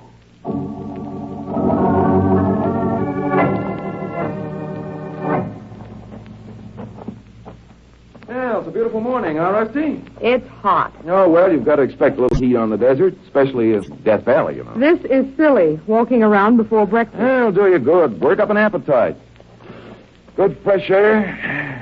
Just look at that sand, Rusty. Just like driven snow. A gray, clean, windswept carpet. Not a blemish or a mark on it. Waves of sand. Yep, and pretty soon a bunch of animals called men will come out and muss it all up again, just like we're doing right now.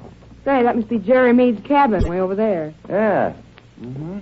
Looks like he has already come over for breakfast. How can you tell that? Footprints, silly. See that unbroken line of footprints coming from his cabin? Oh, sure, I see him. And as there is only one set of footprints, and they're coming this way, none going back, I therefore surmise that Jerry has arrived for breakfast. Wouldn't take a hawkshaw to figure that out. Yeah. Morning, Dr. Danfield. Miss Fairfax. Out taking Constitution? Oh, just getting in the mood for some of your ham and eggs. Got the murder figured out yet? No, but I'm working on it. Oh, say, would you mind sending Jerry Mead out? I'd like to have a little talk with that boy. Jerry Mead? Yes. Send him out, please, will you? Well, I'm afraid I can't send him out. Jerry hasn't come over from his cabin as yet.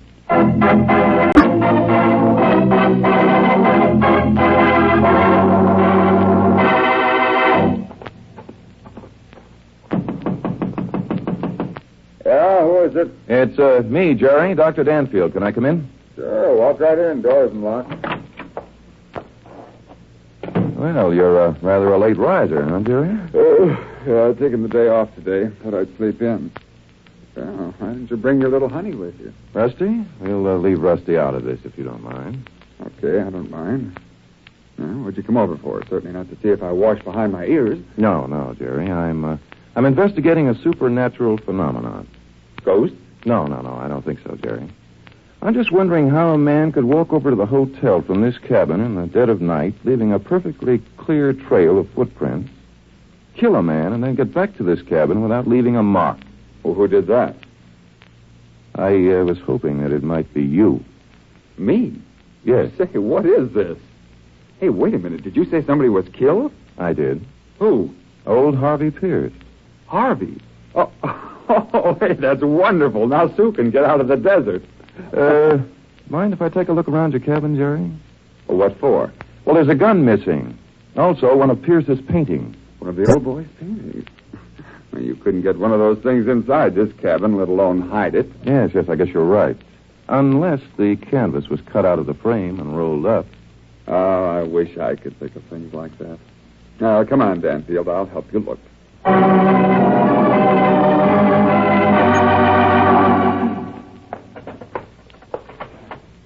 What are we looking for now, Dan? The missing gun, Rusty. Oh, be careful how you pull out those drawers. Old Borax will hear you and come a-running. You think Borax did it? No, but I'm not passing up any chances.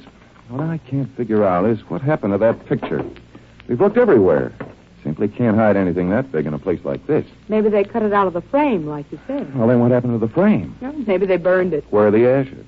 We've looked everywhere. Maybe they buried them in the sand. I couldn't do it, Rusty. Not if the murder was committed like I think it was.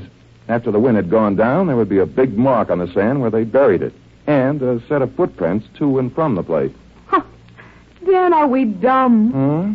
What brought on that remark? We've been looking in all these dresser drawers for a gun. Yes? And here's one lying right on top of the dresser. Right back here by the mirror. Well, what do you know? Well, our murderer is a far cleverer man than I imagined. What makes you say that? Well, if this is the murder weapon he is, he hid it by not hiding it at all. No one ever looks where you don't have to look, you know.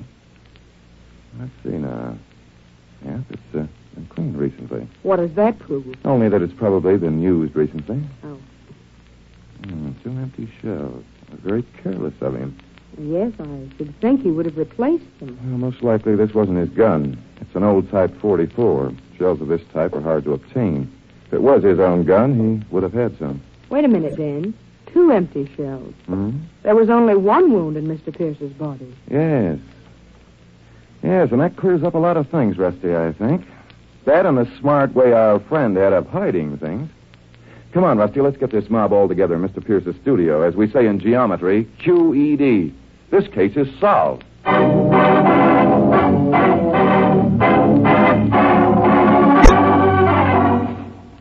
Well, they're all here, Danfield. Well, thanks, Bedlow. Well, come on, Danfield, out with it. I want to see what kind of a case you've dreamed up about me so I can get in touch with my lawyer.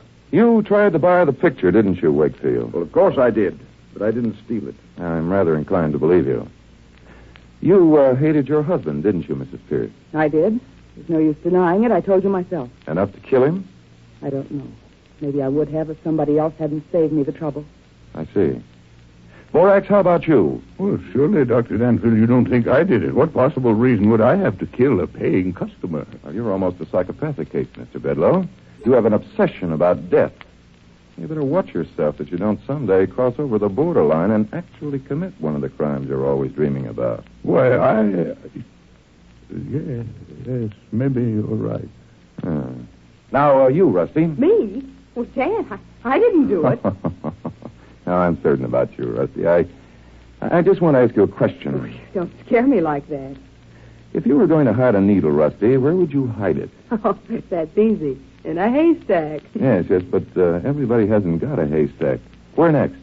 Why, in with another bunch of needles, I guess. Right. Now, Jerry, where would you hide a picture if you wanted to hide one? But I don't want to hide a picture. Well, that doesn't answer my question. I know.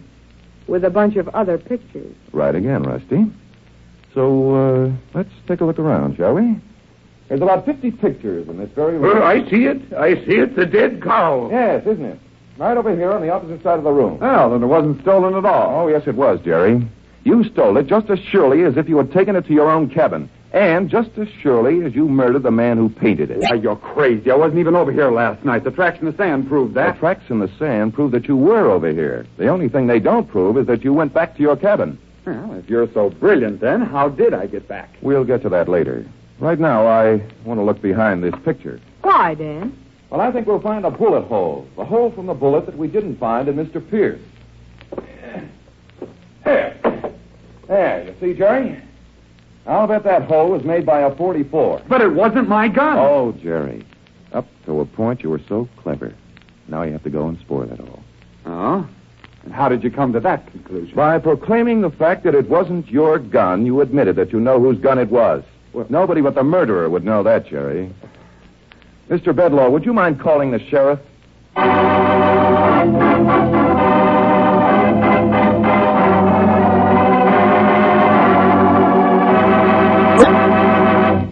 In a moment, we return for the conclusion of Danger, Dr. Danfield, but first...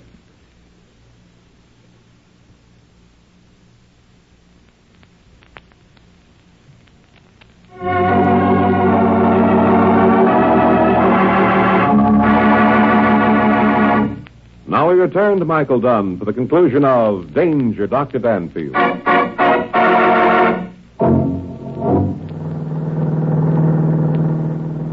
You know, Dan, you're the luckiest guy. Oh, what do you mean, lucky? Why, if that Jerry hadn't made that crack about the gun, you never would have found out. Oh, you think so, Rusty? Of course. Now, why don't you admit it? Are you forgetting the footprints, Rusty? The single track pointing right from Jerry's cabin to the hotel? What about those footprints? Well, Rusty, here's what happened. Jerry came over to either buy or steal that painting. He heard Wakefield offer $20,000 for it, and he thought he had a chance to find gold quick without having to dig for it, you see. Well, what's that got to do with the footprints? Well, the sand was blowing around like all get out when Jerry came over, and he counted on it covering up all his tracks. But all of a sudden, the wind stopped blowing. You can imagine the quandary our boyfriend was in. He committed a murder, and in the morning there would be a perfect trail, a one-way trail straight to his cabin, pointing him out like the finger of doom. Oh, my gosh, what did he do? They went back to his cabin. Well, I know, but his footprints were pointing the other way. Of course. That's why he walked backwards. Backwards? Yes. What he didn't realize was that anyone walking backwards always puts the weight on the ball of the foot instead of on the heel, as they do when walking naturally. It showed up in that nice, clean sand like a kid's drawing of a mustache on his best girl's picture. Oh, Dan, I hate those coyotes. Oh, well, come closer and I'll protect you. Dan. Oh, yes, Rusty? Do you suppose we could make that darn thing howl again?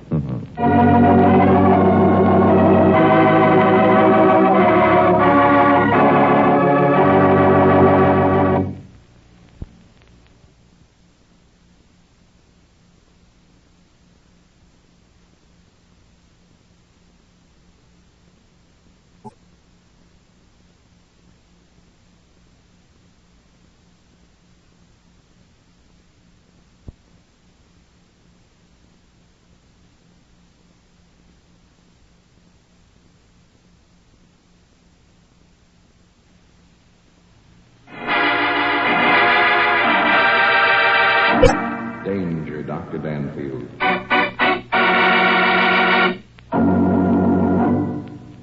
You know, Rusty, I'd like to know the value of an original Edgar Allan Poe manuscript and what the chances are of one being discovered that hadn't been accounted for previously. Oh, I don't see how you can... Dan, someone's behind that pile of boxes. Yes, we better... Hey, who turned off those lights? Dan, the pile of boxes is moving. Look out, Rusty, they're coming over at us!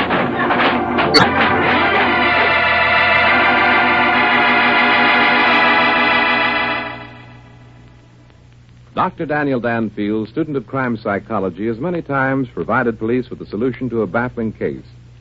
And at times, too, the alert Dr. Danfield has found that his pet theories on the workings of the criminal mind must be subject to change without notice. There's another interesting case ahead for the doctor today. Let's see how he handles it. Our story opens in an antique shop located in an old part of the city. It is early morning.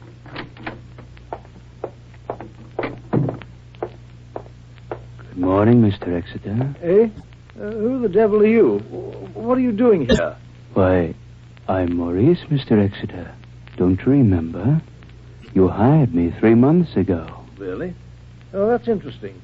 Yes. Yeah, you look like a capable fellow, Maurice. By the way, where's that woman? Miss Novins? Why, she's in your private office, Mr. Exeter. She went looking for Mr. Furbush. Found those two. What are they doing in my private office? I told that old fuddy-duddy Furbush to keep out of there. Furbush, how many times have I... What are you doing there? What are you doing there, I say? Answer me. Speak up, man. Give me those... How dare you? Put down that... Maurice! Maurice!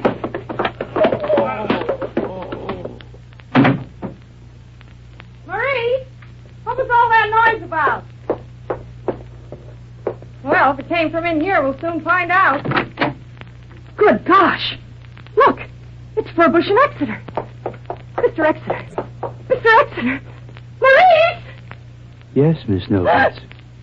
I'm right here. Oh, good heavens, you scared me. Is something wrong, Miss Novin? Oh, no, not a thing. Except that Exeter's fainted and Albert Furbush is dead. Dead, Miss Novins? I'll say he's dead. Take a look. That desk spindle's sticking right through his heart. Maurice, I think we'd better call a doctor. And maybe the police.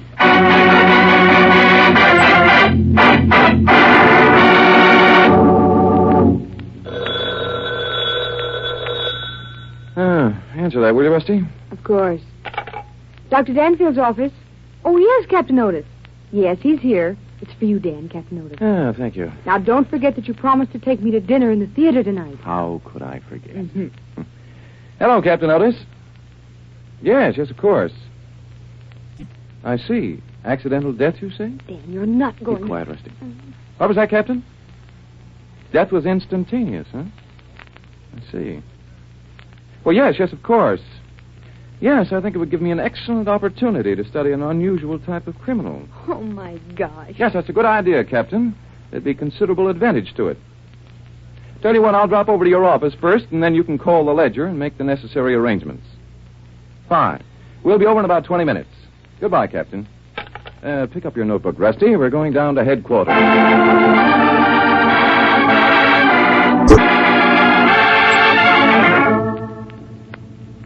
And that's about all I know, Dan. Furbush was apparently leaning over the desk and fell forward. Well, it is rather an unusual accident, Captain. I suppose it could have happened that way. Yeah. Well, there's this spindle that penetrated his heart. Ugly-looking thing. Fingerprints? None. We've already checked. It still looks like an accident to me. It did to me, too, Rusty, until I heard about the missing manuscript. Oh, can you give me any additional background on that, Captain? Only what Miss Novins, Exeter's secretary, told me. According to her, Exeter has always been a great admirer of Edgar Allan Poe's works, sort of a crackpot on the subject. Mild manifestation of mania of that sort is common among normal people, Captain. It doesn't necessarily mean that Exeter is mentally deranged. You can tell more about that when you meet him, Dan. But anyway, he recently came across what he believes to be an original Poe manuscript worth a great deal of money. It disappeared at the same time of the so-called accident. Captain Otis, you said that Mr. Exeter is a rather absent-minded type of person. Yes, extremely so. Oh? Well, isn't it possible that he might have misplaced the manuscript? Well, that's what his secretary seems to think, but I'm not convinced. What is the secretary like? Young and beautiful? Oh, not particularly. She's an ex-newspaper woman. You know, Captain, I think there's more to this than appears on the surface. Well, even if there isn't, I can see that you won't be satisfied until you've had a fling at it. All right, Rusty. So, put on your best sob sister act, and we'll pay Mr. Exeter a visit. Keep in touch with me, will you, Dan? Right, Captain. Come on, Rusty.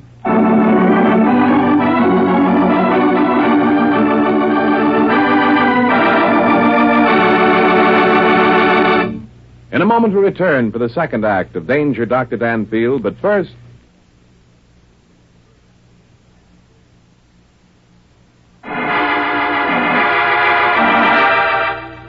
And now back to Michael Dunn for the second act of Danger, Dr. Danfield.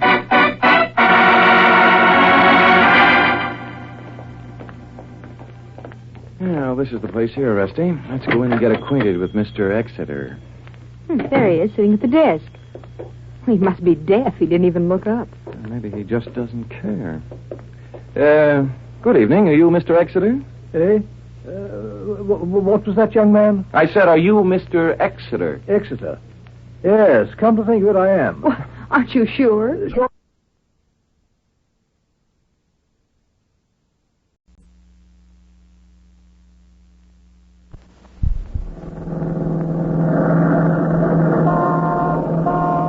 Oh, be careful.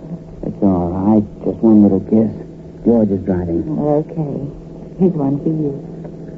And here's one for winning the game tomorrow night.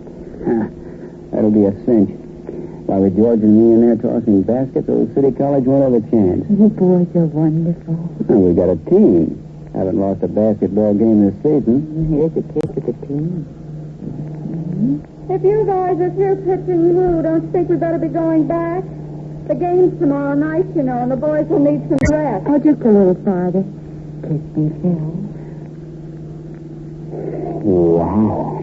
Are you atomic? Hey, hold on. I'm going to turn at the next corner. George, isn't that a car pulled across the road up there? The darn fool. What does he think he's doing? Hey, what's the matter with you, fella? You want to get hit or something? All right, you guys. Get out. Hey, what's the idea? Get out. This ain't a yo-yo I got in my hands. Guess we'd better acquiesce. Not you, dames, just the guys. Just what is this? This, sister, is a snatch. And if either one of you squeaks one word about this, these guys' lives won't be worth a plugged Chinese buck.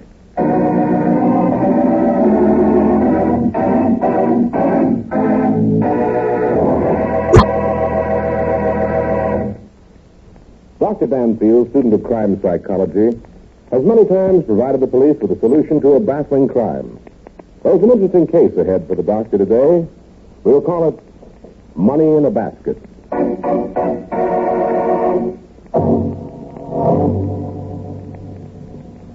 You know, Dan, I wish I'd studied psychology when I was in school. Well, it isn't too late, Rusty, you know. I'm giving lectures over at Norton College every Thursday afternoon. Oh, I don't want to go on Thursdays. That's my day off. Well, why this sudden interest?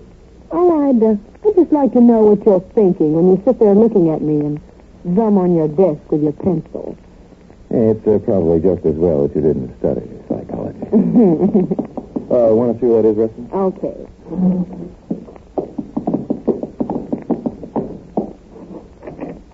What do you want? I want to see Dr. Danfield. Oh, well, you've seen him. Goodbye. Rusty. So, young lady, yes. Okay, the boss says you can come in. Thanks. Won't you have a chair? Thanks. My name is Jeanette. Yes, I recognize you. You're one of the young ladies in my Thursday classes. That's right. Oh, is something in my last lecture that you didn't understand? No, I want to see you about something entirely different. Oh? Well, brother. Does your secretary have to be here? You just bet your life I do. Rusty? Well, I'm not going out of here and leave you alone with her. I won't eat him. I say. You see how things are, Miss Webster? She stays. Well, I guess it won't. Now, tell me, what is it you want? My boyfriend has been kidnapped. Kidnapped? Yes. Last evening we were out driving. Phil Craig, that's my boyfriend, and Jim Merriman was kidnapped. Some thugs Craig and Merriman. I think the North was slow and convicted. Yeah. And you say this happened last evening? Yeah. Why did he go to the police? The first time he said he would kill the boy. Oh, pretty good reason. Well, I still don't see why you came. Don't believe the boy was an man. He's all what I should. Oh, that's very interesting. They didn't get married, only the thing home in its box. Only neither one of us had any.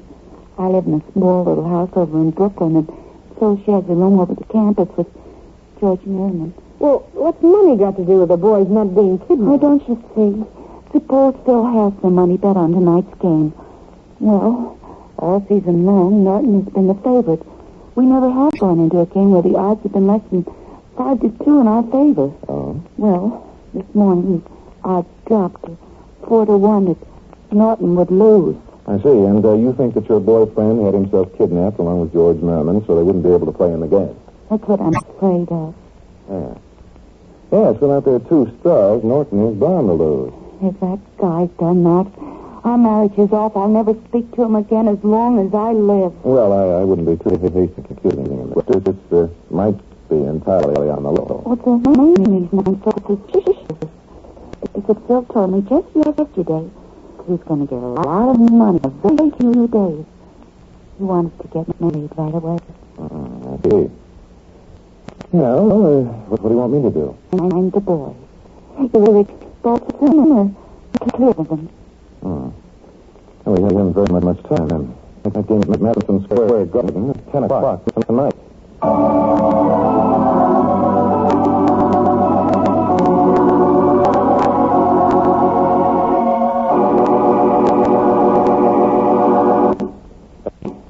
In a moment we return to Michael Dunn's second act of Danger, Dr. Danfield, but first...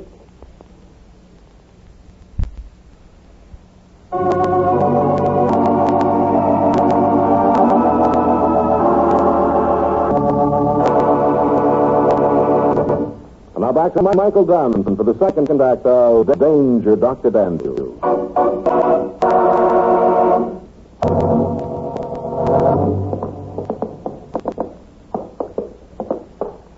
Want to look at Phil's and George's room for, Dan? Well, when you're investigating a disappearance, Dusty, it's a pretty good start at the place where the party's live.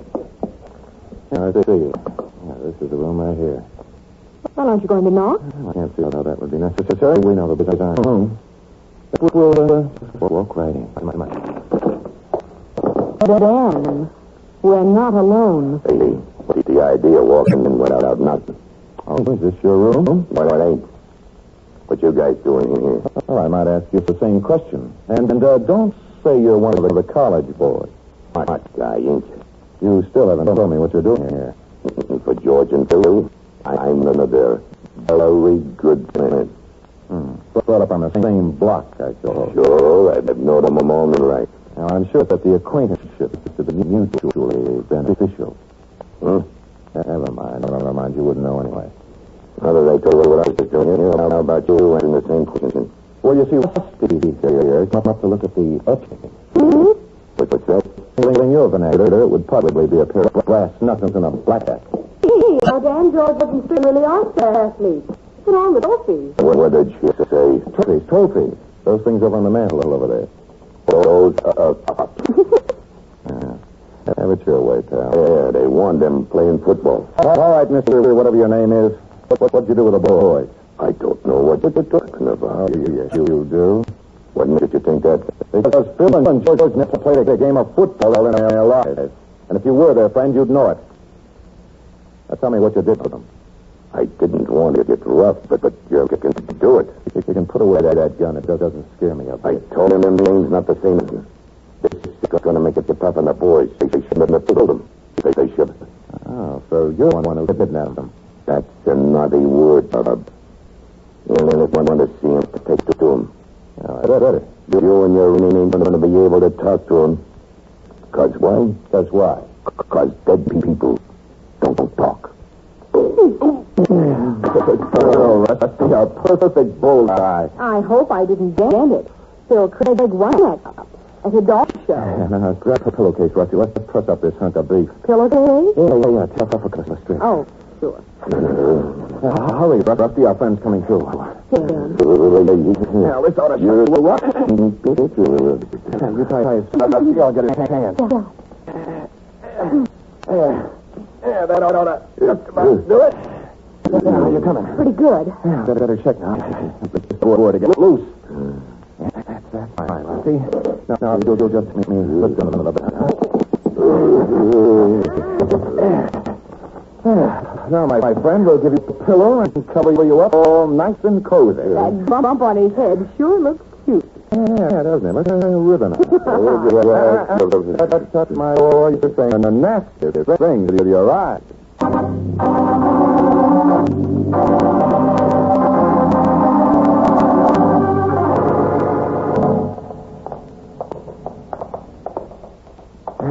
We've got to move fast, Rusty. That guy said dead men talk like he meant it. But as long as he's caught up, he can't let his accomplices know that we, the boys, are missing. Well, we have no way of knowing how long he'll be tied up. See, this is where Sally lives, right here. Oh, Sally. Sally Grayson, the other girl, the one who was with George last night when he was kidnapped. Oh. Well, you aren't going to walk right in here without knocking. Hardly. Anyway, this isn't important, Rusty. Yeah, let's see now. Sally Grayson. Yeah, that's it. Number 3. Yeah, I'll just... Somebody's home. Hey, this is a swanky joint. Sally must have money. 1, 2, 3. You wanted to see me, maybe? Yes. Oh, thank you. How are you, Miss Grayson? Well, come in. This is a surprise. Class, Dan, class. I see you have company. Yes, but I didn't bother you. You know June Webster, of course? Oh, yes, indeed. You were dressing down in June? I thought you were in a little house in Brooklyn. I did. I'm just staying here with Sally until the police turn up. You know my secretary, Rusty Fairfax, Miss Grayson? Yeah, I don't believe so. Glad I know you, Rusty. Hi. And this is Fifi LeMaine. Fifi sings the Blue Pup. The Blue Pup? Yes, it's at a nightclub, Rusty. You sure get it around. Miss LeMaine, Dr. Danfield, Miss Fairfax. You must come up to see me sometime. I'd rather like to. Who does she think she is? Fifi was just reminding me of a party we had at the Blue Pup, Dr. Danfield. I didn't even remember being there. That was the time when I was imbibing. Why, Miss Grayson. Nice little girl. Shouldn't drink. Nice ones don't. Have you found out anything about Cindy George today? No, not yet. Yes, Sally. Did you tell Dr. Danfield about last night? That's the reason he's here? Yes, I did. So there's got to be some on before that game tonight. You heard that plug said. He leaves the word about this to a soul they kill boy. I know, but I thought... You thought? Oh, you silly little squirt. Anything to those kids is wrong in your fault. You just about saying you killed me yourself. I only wanted to. Get into your clothes and get out of here. All right, I'll go. You don't let it... Oh, well. I must say you're not very lady like Miss White. Who said I was a lady? Did I understand you to say that soul craze is endangered? What do you know about soul craze? Why? Well, Phil and I are just like that. I don't believe it. Oh, is that so? I'll have you know that Phil Craig, sometimes when you see me play, sometimes he takes me home after the show and I let him kiss me. Because I like it. You try to. Okay, I don't like it too much anyway. I'll give you something to know. Dr. Danfield. You will. Maybe tonight. Dan. Au revoir. Well, I'd be glad to take you, Dr. Danfield. I have a brand new Cadillac parked just outside. Dan, if you do, I'll never speak to you again. Why, Rusty, don't you get the pitch? Why, it all ties in like the laces on a third baseman's glove. In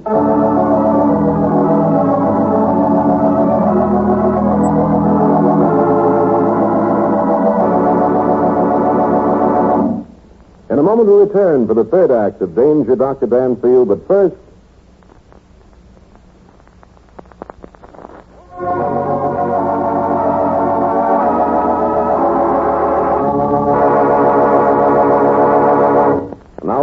to Michael Dunn for the third act of Danger, Dr. Danfield.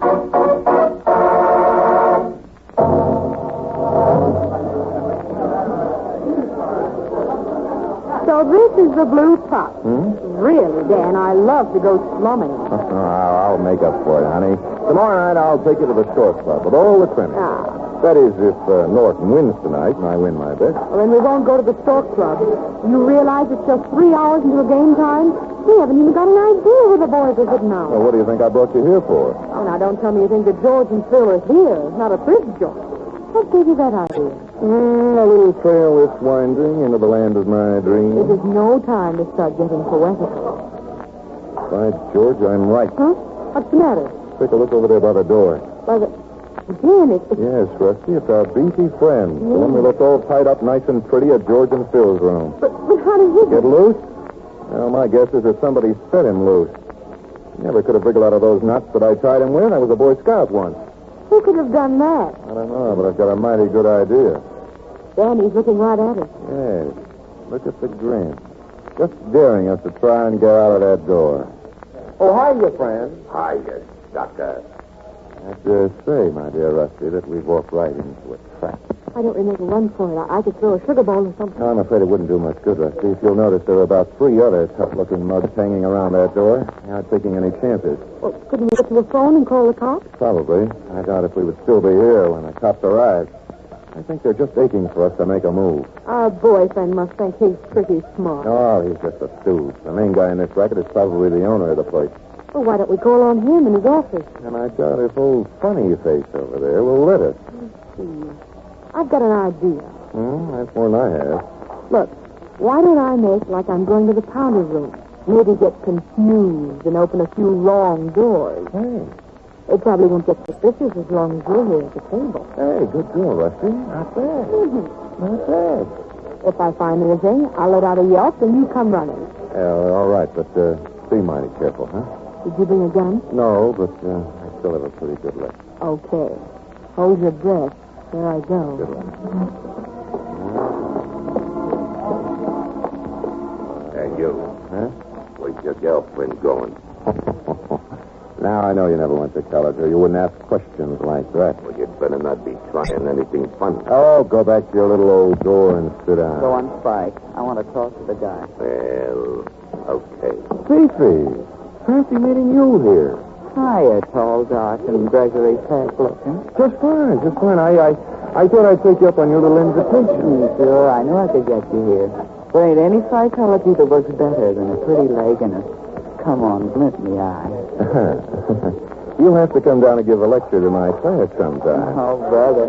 I could teach them guys something.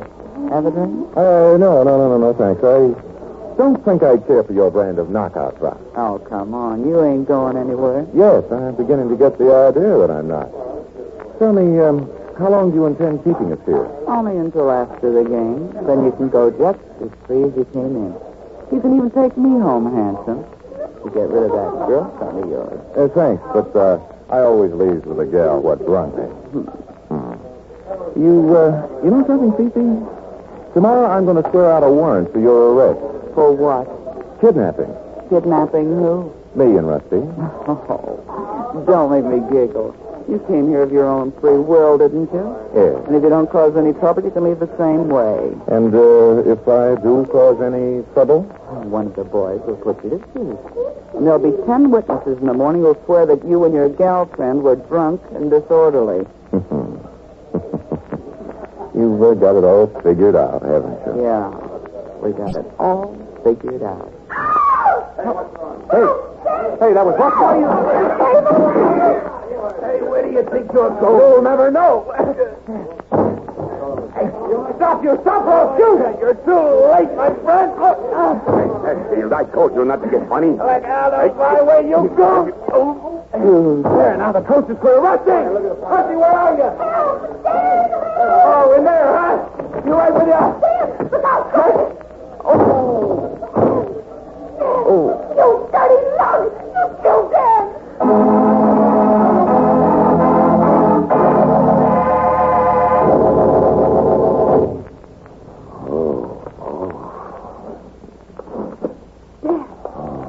Dan, wake up.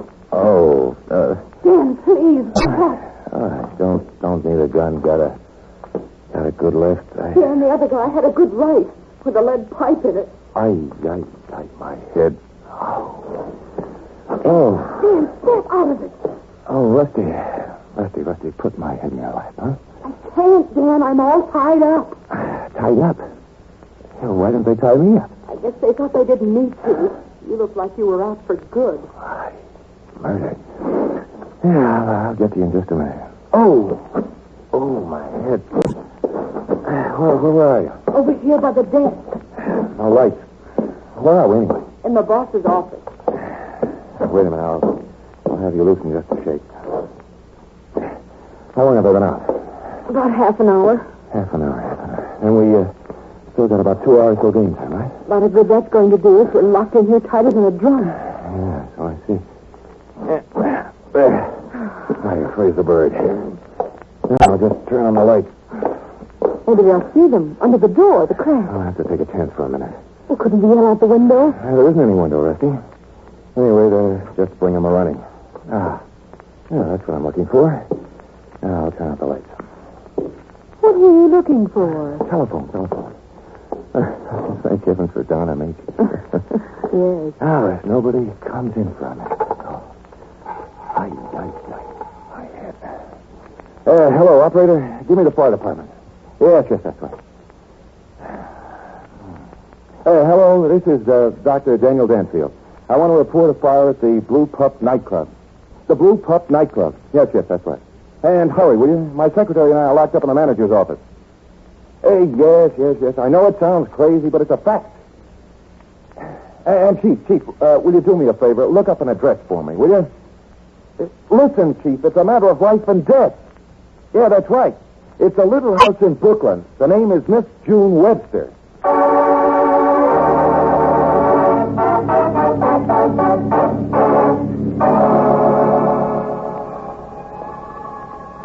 Well, here they come, Rusty. Here they come. Oh, thank heavens. Oh, now, Spike will only let them in. You don't know the New York Fire Department. They'll probably have a dozen of New York's finest with them. Hey, you get what I mean? What'd I tell you? Danfield, you in there? Sure am, Steve. Guess you'll have to break the door down. That'll be a thing. Come on, fellas. Once more.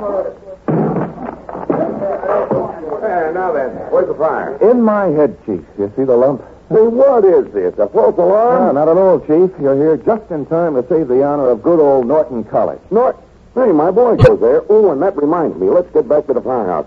I want to listen to that game tonight on my radio. I've got $10 on the game. Yeah? Who you betting on? Why, Norton, of course. Who else? Well, then, if you want to save your money, you better take us to that little house in Brooklyn that I spoke to you about. Yeah, why? Because unless I'm very badly mistaken, Chief, Norton's two best players, Phil Craig and George Merriman, are being held prisoners there. Well, what are we waiting for? Come on, let's go.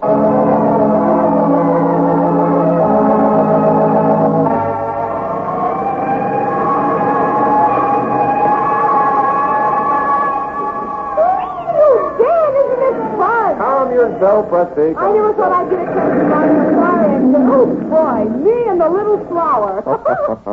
Come on, boys, into the play. Don't bother the knot, Chief. I won't. Hey, what is this? Hell, Bright Eyes, you move around fast, don't you? Hey, it's Stanfield. Get him, boy. Oh, we give up. We can't fight the whole police force. And don't forget the fire department. And the fire department. All right, Spike, where are they? In the back room. And where is Miss June? Out in the kitchen. She got scared and was going to sweep. I had to smack her down. Come on, fellas, the coast is clear. Thank heavens you guys got here. We're just about given up. Well, it's never too late, Phil. Hey, what time is it? You've got just an hour. Oh, come on, Phil. We can just make it. We simply got it for good old Norton.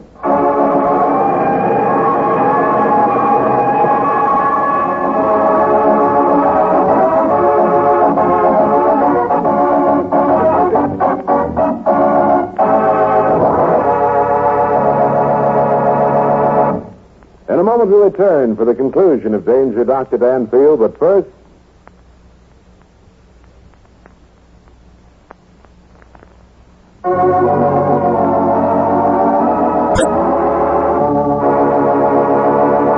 Now back to Michael Dunn for the conclusion of Danger, Dr. Danfield.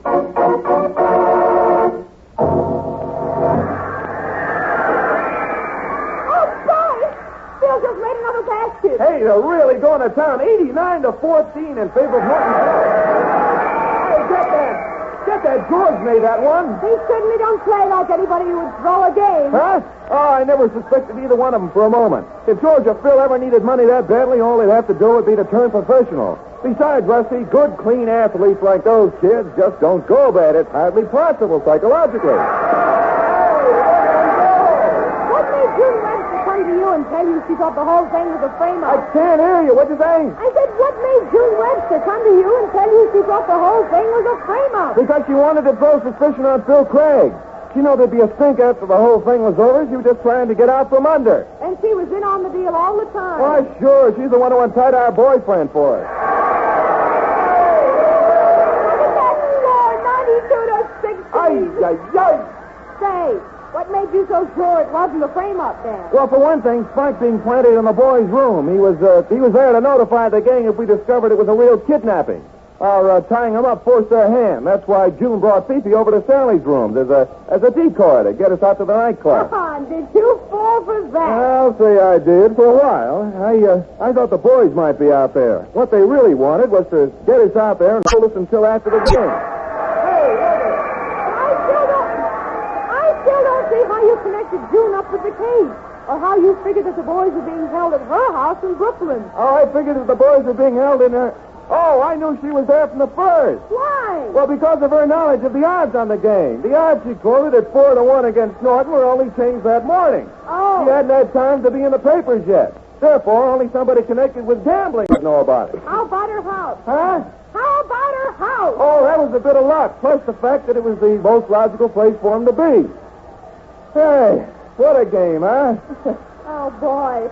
You know, Rusty, come to think of it, that Sally Grayson has an awfully nice new Cadillac. Don't you ever let me catch you riding in it. I won't.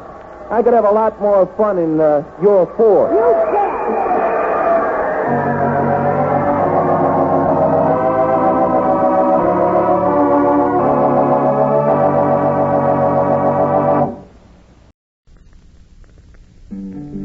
And when I die, don't bury me beneath the western sky on the lone prairie. Oh, that was wonderful, Shorty. How about another? Now, Rusty, haven't we had about enough? Oh, just one more song, Dan. I love Western music. All right, Rusty. Guess we might as well. There isn't anything else to do anyway. Yeah. Do you mind, Shorty? Well, I don't mind if the rest of you don't. Yeah, go ahead. Let's have it. Come on. All right, partners, you asked for it. Oh, my saddle's getting dusty. Ain't been used since way last fall.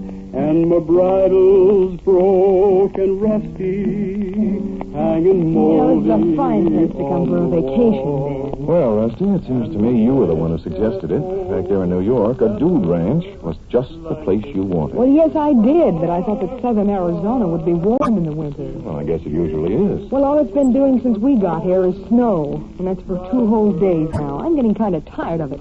So is everybody else, by the looks of things. Now, come on, Rusty, you wanted to listen to Shorty sing, so listen, huh? Yeah.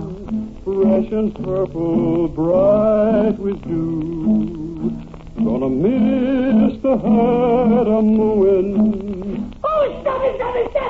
Oh, I'm sorry, ma'am. Nothing but death. That's all you cowboys sing about.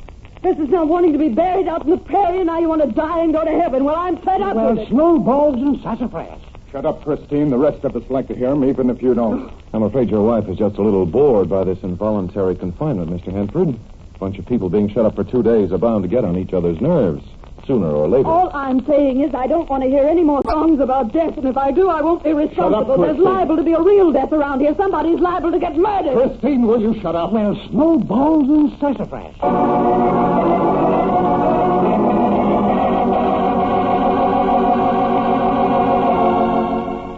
Dr. Danfield, student of crime psychology, has many times provided the police with a solution to a baffling crime. There's an interesting case ahead for the doctor today. We'll call it Snowbound.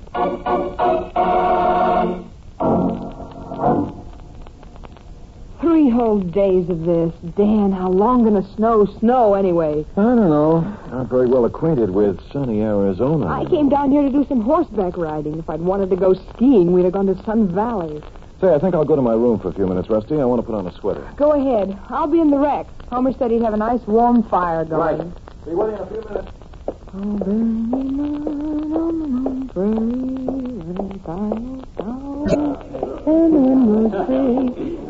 Hi, everybody. Howdy, Miss Fairfax. Hello, Shorty. Well, now that your boyfriend ain't around, Rusty, how'd you like to pitch a little woo? Oh, now, Shorty. I'll bet you say that to all the girls. You ain't a whooping. That's what I get paid for. Yes, ma'am. My job on this ranch is to keep the ladies happy. Tell me, Shorty, do you ever get anywhere with that straightforward approach? You ain't a whooping. Yes? Who, for instance? Well, now, that Christine gal, ma'am, she'd never give me the cold shoulder. I'd stay far away from her if I were you, Shorty. From all I've been able to observe, that husband of hers is what you'd call slightly jealous. Yeah, you ain't a whooping, man. You ain't a whooping. Oh? Did you already have a run-in with him? Well, not me. I didn't, but he did have a wrangle with that Frank Parker guy. Oh. Now, don't tell me that Frank Parker's been rushing our fair Christine. Miss Fairfax, ma'am, I can see that I'd never get to the corral with you. You got on blinder. You only got eyes for one man, that young Dr. Danfield. You know, Shorty, you ain't a wolfing. Well, I'm going out to my shack. Storm or no storm, them horses got to be fed in the morning. Time for me to bed down. See you in the morning, Shorty. And good night, ma'am. Good night, folks. Good night, Shorty. Good night. Shorty, could I see you for a minute? Out in the hall? Why, I guess so, ma'am. You stay where you are, Christine. Oh, all right, Joy Killer. See you in the morning, Shorty. Good night.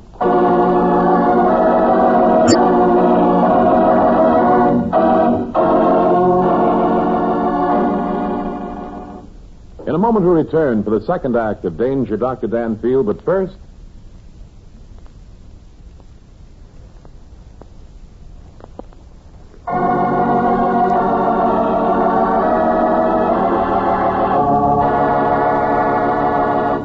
And now back to Michael Dunn for the second act of Danger, Dr. Danfield.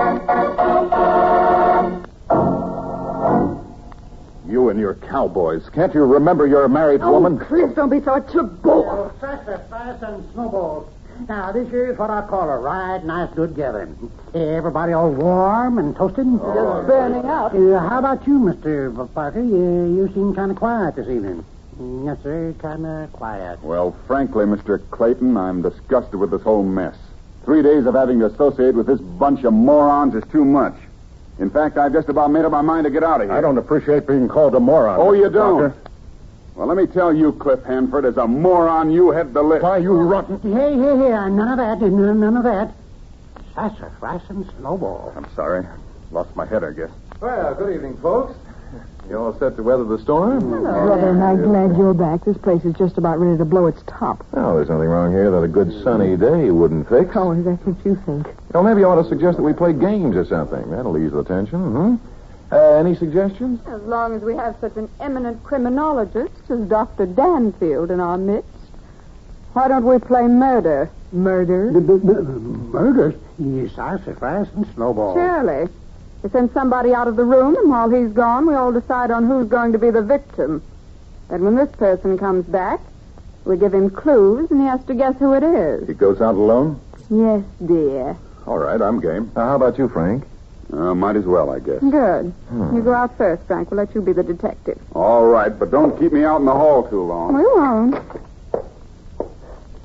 Now, who's going to be the victim? Why don't you be it, Danfield? Who, me? Well, sure, Dan. Go on. Well, it's okay with me. Anything to get the game started. Fine. You can come in now, Frank. Now, let's see. Is the victim somebody in this room? Yep, it is. Is it a man or a woman? Oh, no. We're not supposed to tell that. Well, let's see. I'll give you a clue, Frank. The victim is dangerous and naughty. Dangerous and naughty. Oh, I know. Danfield. Right. You're very good, Frank. Now, how did he guess? Child's play, Rusty. Child's play. I'll bet Christine pointed at you, Danfield. Frank isn't smart enough to figure it out any other way. Oh, no. Not quite as obvious as Well, that. you can count me out. I'm sick and tired of being accused of everything from cheating at parlor games to making love with everybody else's wife. I'm getting out of here. And don't be surprised if you find me missing in the morning. I'm leaving this ranch, storm or no storm. Well, snowballs and sassafras. I think I'll go to bed, too. No sense just sitting around and fighting. Coming, Cliff? I'll be along in a few minutes. Oh, good night. Now, I wonder how that guy did figure it out. Just a simple code, Mr. Henford. A code, then? Sure, you heard what Christine said, didn't you, Rusty? Yes. She said the victim was dangerous and naughty. Well, I don't get it. what are the first letters in those three words? Dangerous and naughty? D-A-N? Oh, am I dumb? Well, sassafras and snowballs. So, they had a code, did they? Well, I think I'll just go and talk to Christine about that. Oh, no. Don't worry about it, Cliff. It was just an innocent little trick. I'm sorry I even mentioned Well, I don't like it. And I hope that guy does pull out in the morning, and on the way to wherever he's going, I hope he freezes to death. And I don't like that dame saying you're dangerous and naughty either. How does she know you're naughty? Rusty, this situation getting on your nerves, too? Well, I can't say I like it if I don't. Oh, by the way, Homer, you've got a bit of explaining to do, you know. None of your folders mentioned anything about this ranch being snowed in for the winter. It ain't. This is just a flurry. A flurry?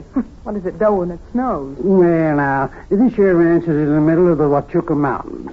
It's 8,000 feet high here, and naturally, once in a while we have a little snow. Yes, naturally. The war won't last long, though. Sun will be out tomorrow. Maybe. Then the snow will melt and everybody will be hotty-totty. I hope you're right. Homer! Dr. Danfield! Come here quick! Well, snowballs and sassafras. What's ailing that critter? It's Christine! Christine! Well, what's the matter with Christine? Come to my room, all of you. Christine has been murdered.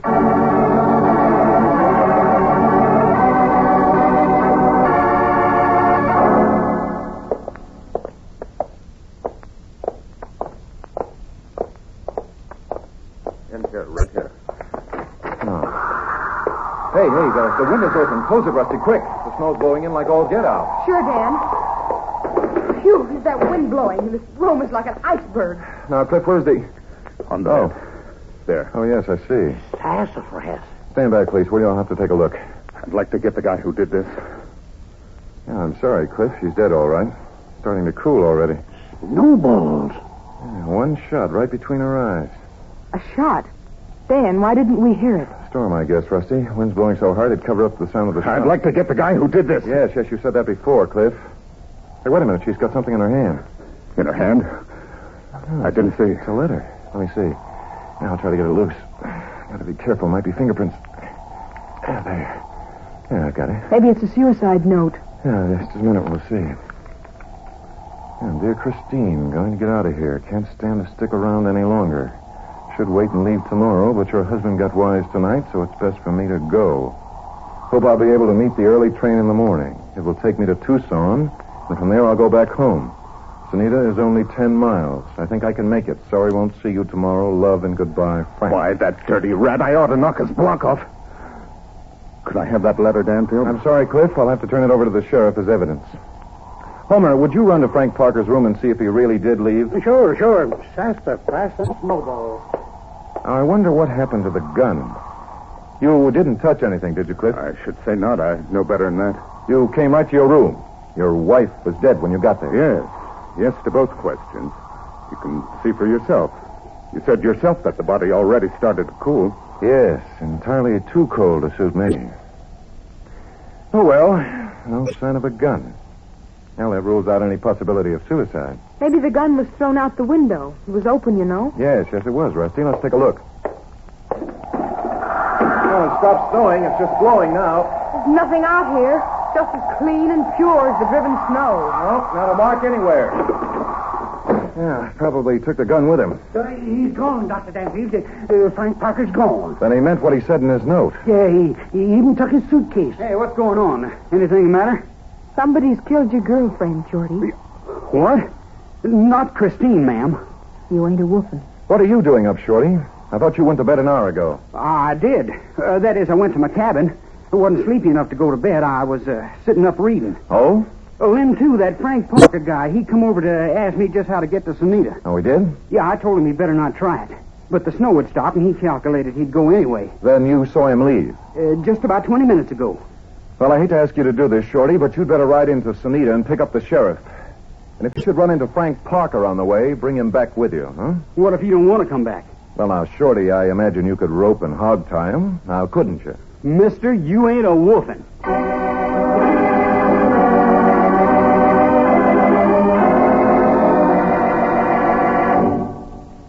Well, folks, snow stopped and sun's shining. Looks like a wonderful day. Yes, doesn't it? Tell me, has Shorty got back from town with the sheriff yet? No, I ought to be here in a minute, though. I took a look around outside this morning. Homer, I could hardly believe that Shorty ever went to town. There wasn't a mark or a hoof print anywhere. Well, the snow's drifting so fast, covered up tracks as soon as you make them. Now, listen, sounds like Shorty's back. Boy, what a trip. Had to fight drifts all the way. Where's the sheriff? Why didn't you bring the sheriff? Snowed in. I talked to him on the phone, though.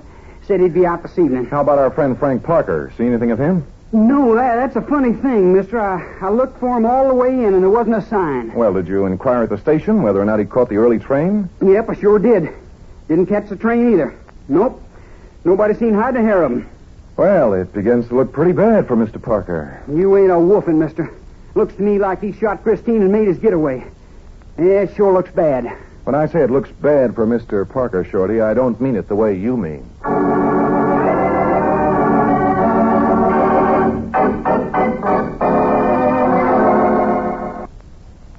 Rusty, you're insane. Going horseback riding in this kind of weather? I don't care, Dan. I came to a Jude ranch because I wanted to ride, and I'm not going to let a little snow stop me. Oh, well, I know better than to argue with you. That's a good boy, Danny. Anyhow, Shorty's already saddling me a horse. Oh? You know, Dan, I'm like Shorty. I think Frank Parker shot Christine. Well, there's something wrong somewhere, Rusty. I'd agree fully, except for two things. Yes, what?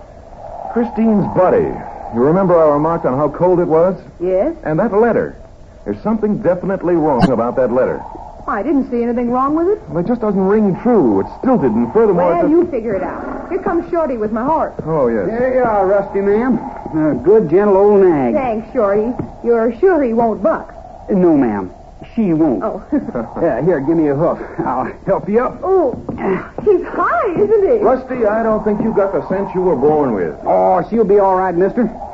Just cut across by the corner of my shack there, ma'am, and get out to the road. Most of the snow's blown off the road. Okay, ride 'em, cowboys. Here I go. Yeah. She don't do so bad for a city gal. No. Rusty can do almost everything. Hey, what's the matter with that horse? He's gone loco. That old mare threw her in that snowbank. Rusty, you all right? Oh, I guess so. What? I didn't come up here to eat snowballs. I can't understand it, man. Why, that old nag's the one we used to teach babies how to ride on. Why she ever shied it? Unless what, Shorty? You know something, mister? I think that old bag of bones smelled a ghost.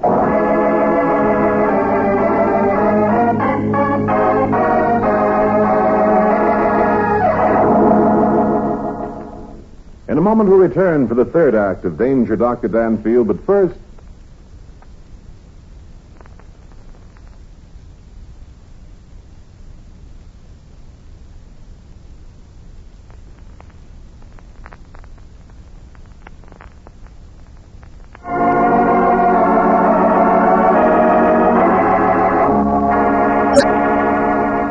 Now back to Michael Dunn for the third act of Danger, Dr. Danfield.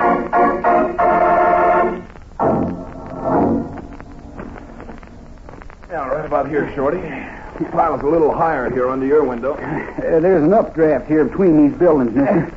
Always piles of snow up against the buildings. Can't understand that horse shying. Must have seen a ghost. No, not a ghost, Shorty. That is, unless a ghost has legs and wears pants. Look. Sassafras and snowballs. Dan, it's a pair of legs. Yes, let's dig faster, Shorty. I think we'll find they're attached to something. Snowballs and sassafras. There They've got him about uncovered now. Why, Dan, it's Frank Parker. Sister, you ain't a wolfing. Yep. Sure like you was froze stiff as an old maid's neck. Not only that, Homer, but here's a bullet hole straight between his shoulder blades.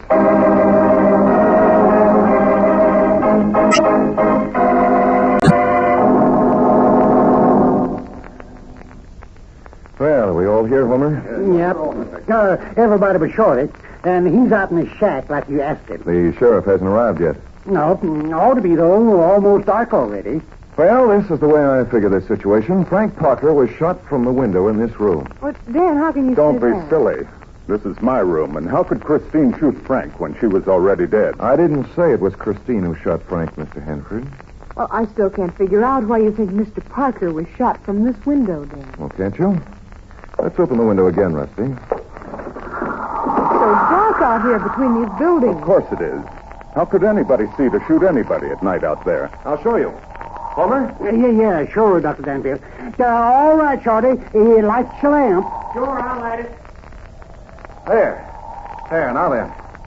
If you'll all observe that shaft of light coming from Shorty's window. Why, Dan, it shines right on the spot where we found Frank Parker's body. Yes, doesn't it? Well, snowballs and sassafras. What does that prove? Not very much, I'm afraid, until we look a little further. Look out this window, Cliff.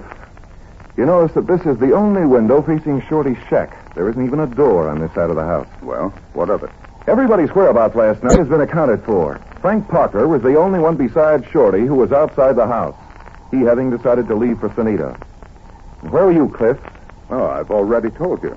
I came straight from you folks to my room, this room. Discovered my wife's body and came right back to the front room. And you swear that you never left the house, didn't go outside? Of course I'll swear to it.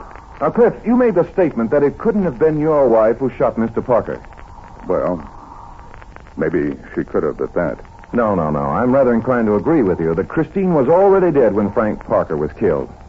And if that theory is correct, just who would you say shot your wife? Oh, I get it.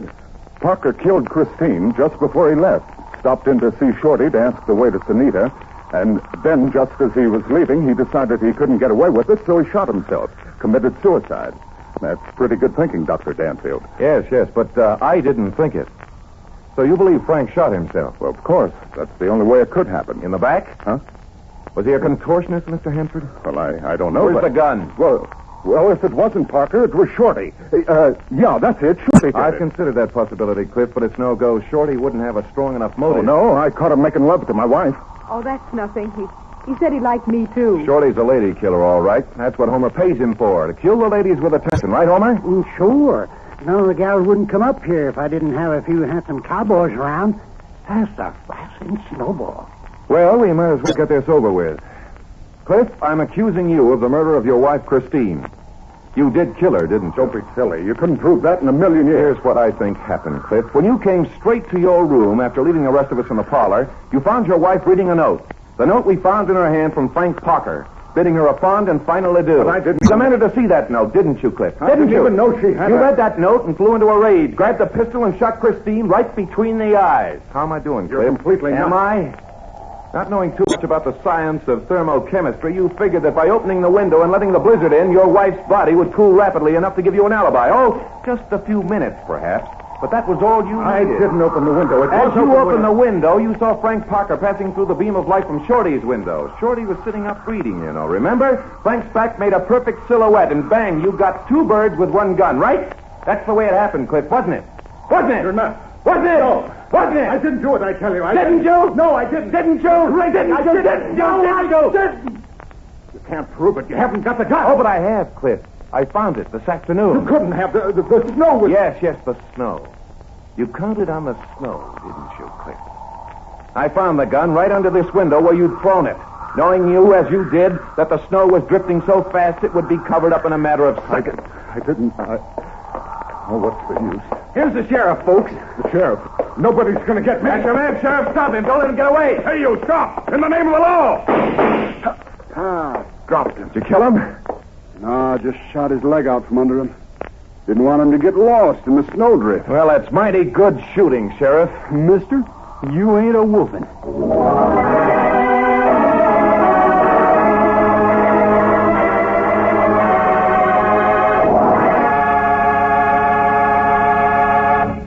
In a moment, we'll return for the conclusion of Danger, Dr. Danfield, but first...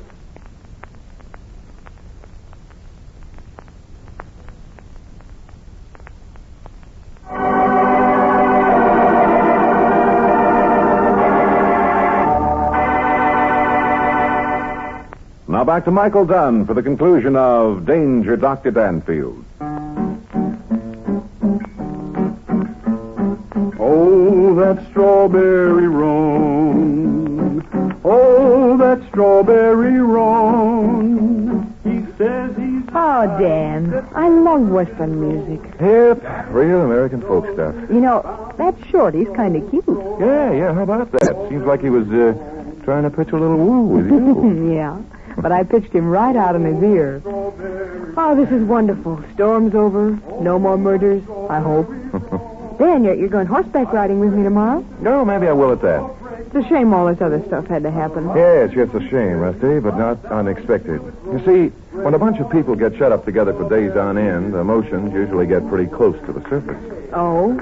Have my feelings for you been showing? People are, after all, animals, and you can't cage them up, not without disastrous results, anyway.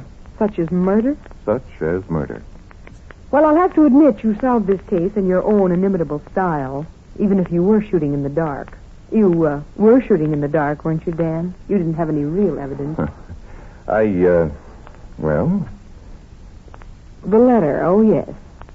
I didn't see anything in it that would make a man commit murder. You didn't? You know, I almost forgot about that letter. Take a look at it, Rusty.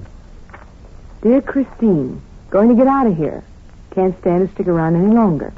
Should wait and leave tomorrow, but your husband got wise tonight, so it's best for me to go. Hope I'll be able to meet the early train in the morning. It'll take me to Tucson, and from there I'll go back home. Mm-hmm. Sonita's only 10 miles. I think I can make it. Sorry, won't see you tomorrow. Love and goodbye, Frank.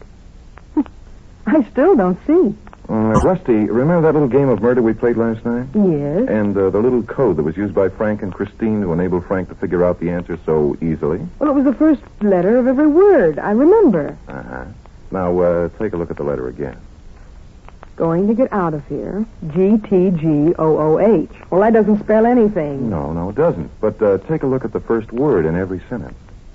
Going to leave tonight. Dan. Mm-hmm. Go on. Meet me, Sonita, tomorrow. Going to leave tonight. Meet me, Sonita, tomorrow. Why, Dan, when you read it that way, it means something entirely different. Yes, doesn't it? And there, Rusty, is Cliff's motive for murder. Jealousy and the breakup of his home. After all, Frank Parker was trying to steal his wife, you know. But how did Cliff know? Well, he heard me expose that silly little code. He didn't have to be very smart to figure out this one. Dan, do you know something? What, Rusty? You're awfully smart. Come here, Rusty. You ain't a woofin'.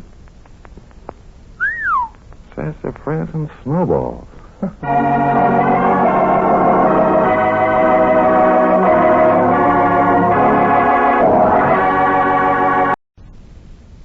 Yes.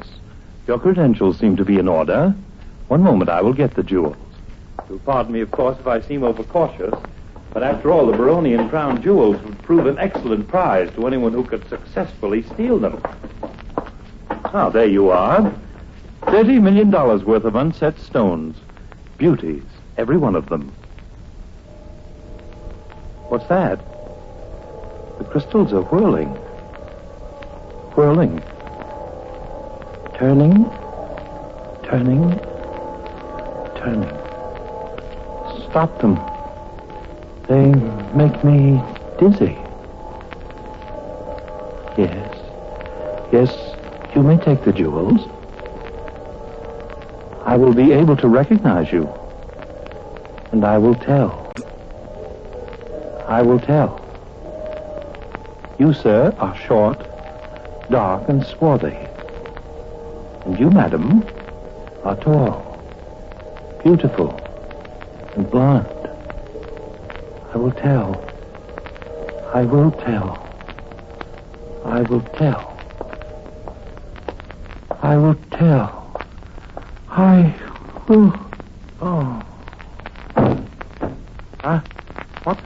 What? Good heavens! They're gone. The jewels are gone. Help! Help! Must give the alarm. Help! Stop them! Stop them! They've stolen the Baronian jewels!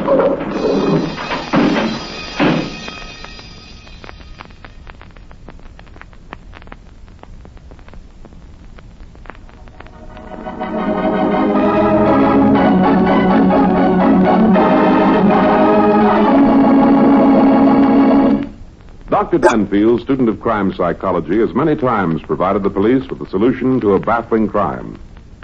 There's an interesting case ahead for the doctor today. We'll call it the case of the whirling mirrors.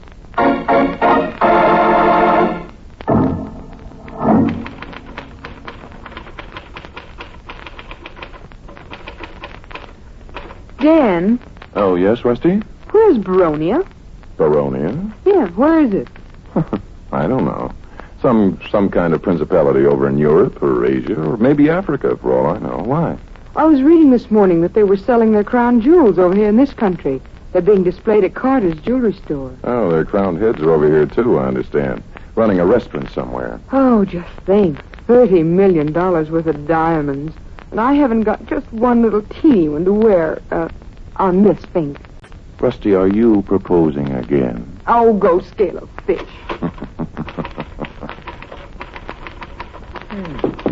Oh, somebody's at the door, Rusty. I'm busy. Oh, well. Come in. Dr. Daniel Danfield. Yes? I'm Sidney Thomas. I'm from Carter's jewelry store. Carter's? Oh, come in, Mr. Thomas, and close the door.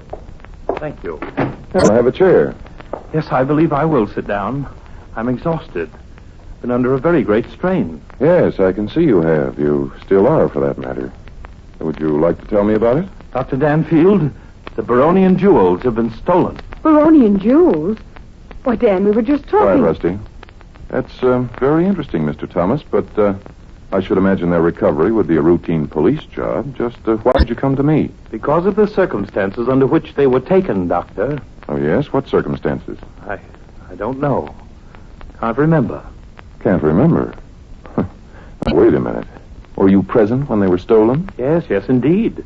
I myself was showing them to the party. And this party, they held you up at the point of a gun? I don't know. I don't think so. They might have. I can't remember. Now, Mr. Thomas, do you mind if I examine your eyes? My eyes? Why, no. But why? I have perfect vision. Yes, vision, perhaps. Yeah, just a moment. This won't hurt a bit. What are you doing that for, Dan? And I'm not quite sure yet, Rusty. Now, Mr. Thomas, surely you saw the jewels actually taken. I don't know. I can't remember. Now, look, if I'm to be of any help to you, you've got to tell me everything. Hold back absolutely nothing. The only thing I know is that I was showing the jewels to this party, a man and a woman. They'd produced a letter from the Baronian consul authorizing them to look at the gems. Yes? The next thing I remember, I was lying on the floor. The man and woman were gone. Also the diamonds. I got up and immediately gave the alarm. Well, maybe they hit you on the head, knocked you out. I don't think so. I'd have a bump if they did that, wouldn't I? Well, at least you'd have a headache. And that's all you absolutely remember? All but one thing. I can describe this pair perfectly. Well, that might help. The man was short, dark, and swarthy. And the woman was a tall, stately blonde. Very beautiful. Well, Mr. Thomas, have you any reason to suspect that anyone followed you here? I wouldn't be surprised. I am definitely under suspicion. Being the last to handle the jewels and all. Why? Well, there's a man standing just outside watching this office window. Oh? Oh, yes. I know him. He's the top investigator for the insurance company that holds the policies on the diamonds. Oh, Rusty, step out and ask him to come in like a good girl. Well, how else would I ask him to come in? Now, these people that you described, Mr. Thomas, would you be able to identify them in case you ever saw them again? Definitely. Positively. Good. We'll try and see that you get the chance. You must do something, Dr. Danfield. I can't stand this suspicion. The looks everybody gives me at the store. I'm an honorable man, Doctor. If those jewels aren't found, it'll drive me out of my mind. I shall do what I can. Here he is, Dan. I didn't even have to smile. Pretty. Oh, so the little rat came to you, did he? Careful of your language, my friend. He's the guy who stole those diamonds, all right. All we're trying to do is find out where he hid them. Mr. Brown, I simply must insist that you stop making those accusations. I did not take them. I didn't. And I'm inclined to believe you, Mr. Thomas. Oh, Mr. Brown, what would you do if I recovered the loot for you? You could write your own ticket. Good, I will. Hand me a pen, Rusty. We promise to pay for their recovery 1% of the total value, approximately $300,000. There. Yeah, sign there, Mr. Brown. $300,000? Oh, isn't that enough? I can make it more if you wish. No, we can pay it. It's worth it. Give me the pen. With pleasure. There. Well, Rusty, maybe you'll be getting that teeny-weeny little diamond after all.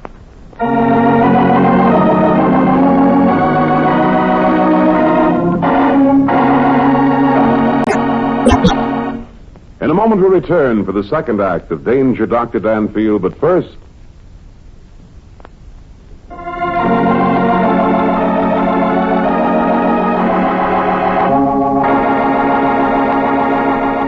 Now back to Michael Dunn for the second act of Danger, Dr. Danfield.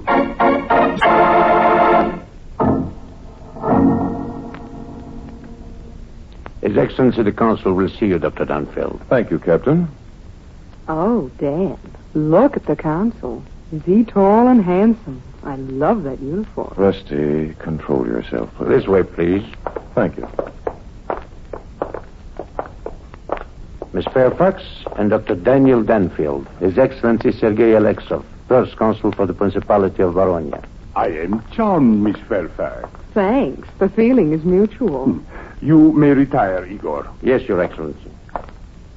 And you are Dr. Danfield. I have heard often of you and your work. Well, thank you, Your Excellency. Crime psychology is of very great interest to me. I myself studied under the great Professor Hartshorn at Leipzig. There is none better, Your... Do you mind if we drop all this formality? It interferes with my thinking. But of course. You Americans so impetuous, so frank, but I like it. You may call me Sergei. Oh, and you can call me Rusty. Rusty? Ah, what a remarkable name. So simple yet so descriptive. You know something? You're cute. I don't know, Rusty. Maybe we'd better go back to being formal. Oh, this is very refreshing.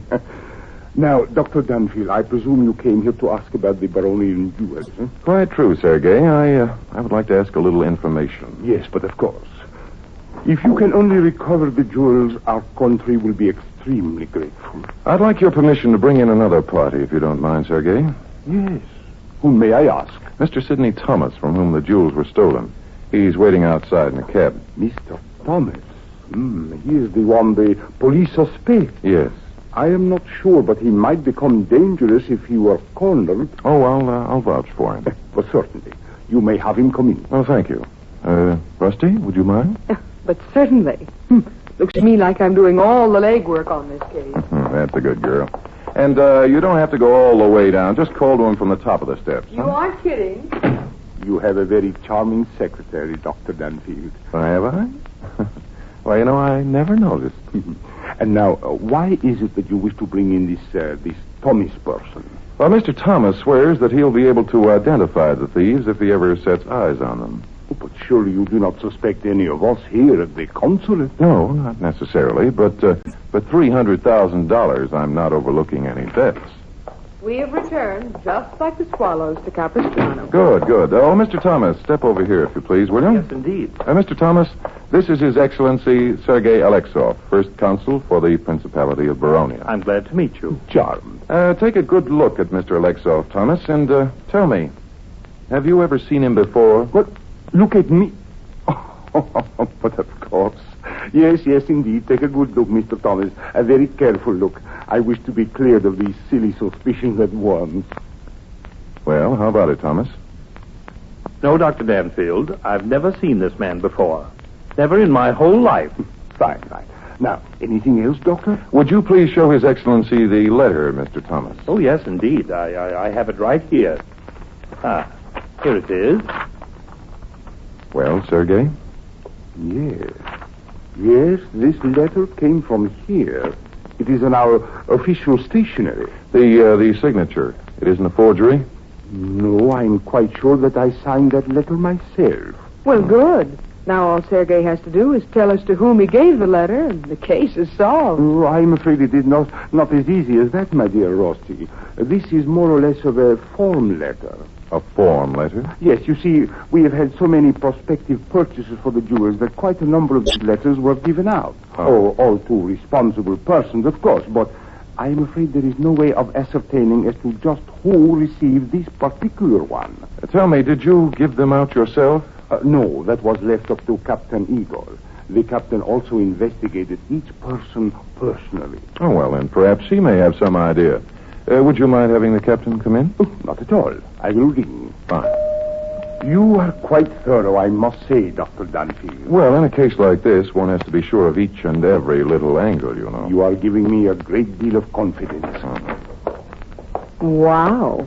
Dan, get a load of her. Yes, indeed, Rusty. Oh, that's my type. Tall, willowy brunette. Oh, yeah? I'll scratch your eyes out. You wanted me, Your Excellency? Yes, Igor. You and Olga going out? Yes, Sergei. Igor was taking me out to look at a new meat. That's the man. That's he. What? What did you say, Mr. Thomas? That's he, the short, dark, swarthy man. That's the man who stole the jewels. I could pick him out of 1,000,000.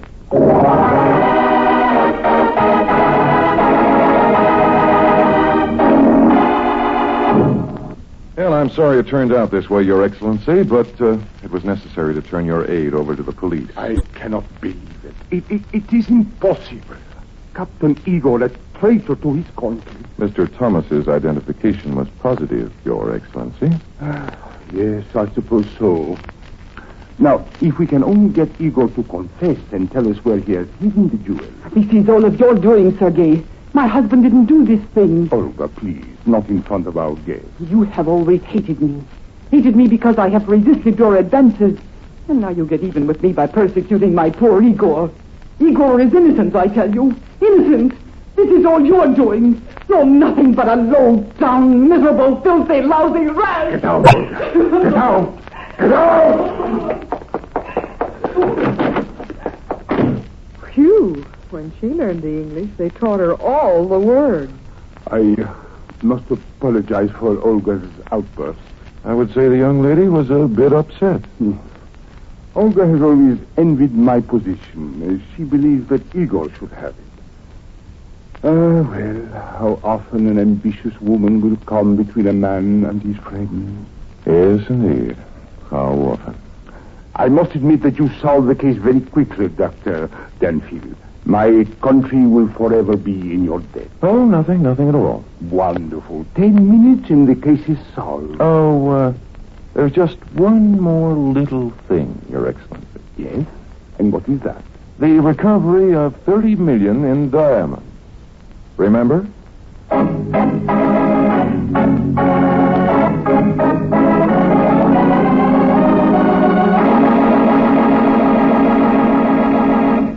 In a moment we'll return for the second act of Danger, Dr. Danfield, but first...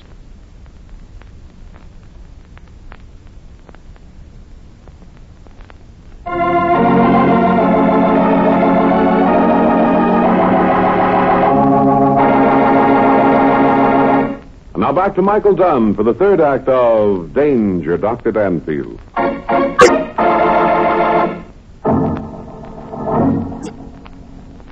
Mr. Thomas, now that we're back at my office, I'm going to ask you to submit to a little experiment. Well, Doctor, if you wish it. But I'm at a loss as to what more we can do now that we have the criminals safely under lock and key.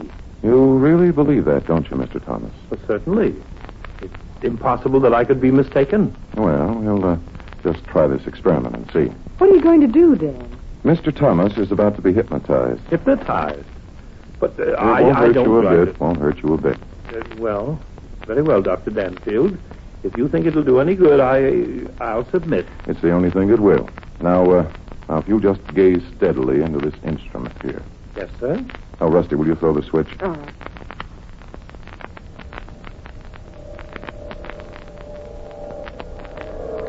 Whirling mirrors.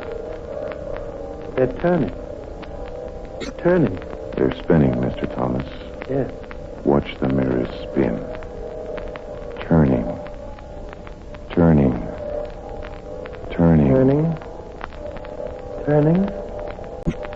Turning? Yes, and your mind is turning, Mr. Thomas. Yes. Turning back to the day when the diamonds were stolen. Turning. Turning. Turning. Now, Mr. Thomas, you're back in the vault. 2 people are entering. They show you a letter. Yes. A letter. You bring out the jewels. Set the tray on the counter. Yes. The 2 people look at the jewels. Yes. Yes. Look at the jewels. But the man is carrying something. Turning. Turning. Turning. I can see it. Mirror. Turning. Turning. Turning. Now the man is saying something to you. He's impressing something on you. Yes. You're looking at him very closely. I am. You're looking at the girl very closely. Yes. Yes. And you will remember them. I will remember. Remember. Yes. I will remember. I remember. Good. Rusty, turn up the machine now, but quietly. I don't want to disturb Mr. Thomas' state of hypnosis. You mean he's still hypnotized? You're going to leave him that way? Just for the time being. And now grab your coat, Rusty. We're all going for an automobile ride. Where? Never mind, you'll see. And I think Mr. Sidney Thomas will at last tell us who really swiped the jewels.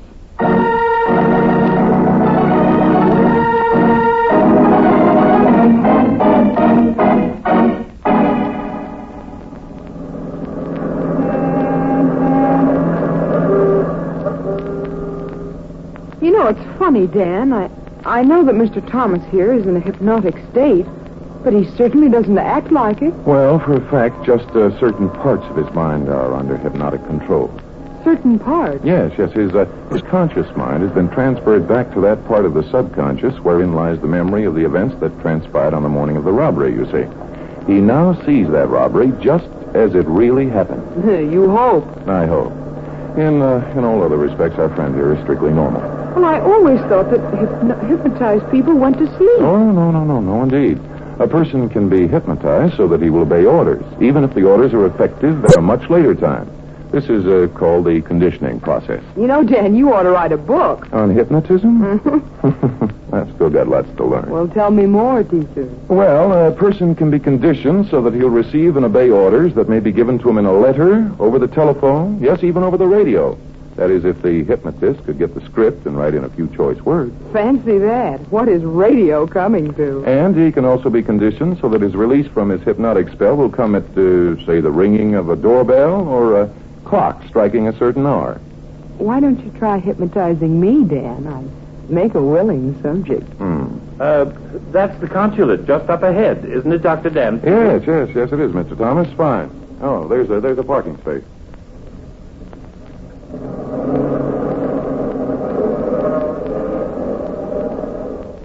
Yeah, how's that for a neat parking job? Couldn't do better myself. Oh, come on, Mr. Thomas. We get out here. Huh?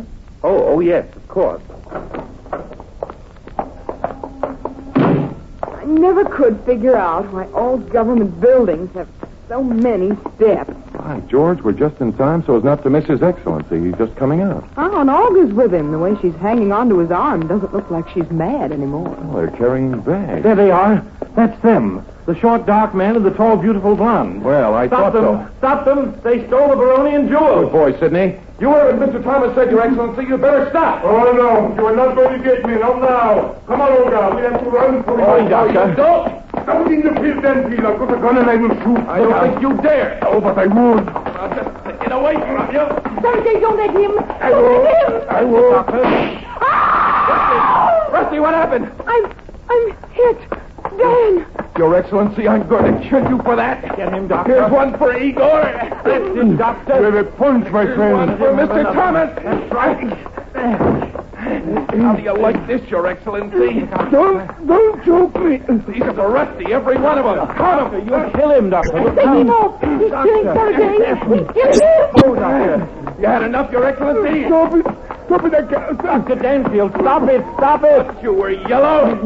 Stop it. There's an extra one for good measure. Dr. Danfield, please. Oh, I wouldn't anymore, Dr. Danfield. The fellow's out completely. If he's killed Rusty, I'll come back and finish the job. I'm afraid that won't be necessary. I think he's already finished.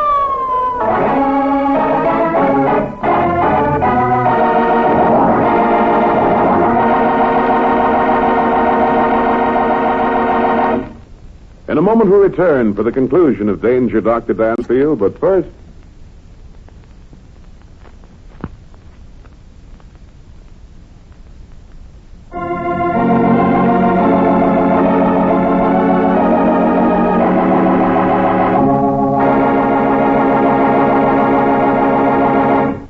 Now back to Michael Dunn for the conclusion of Danger, Dr. Danfield.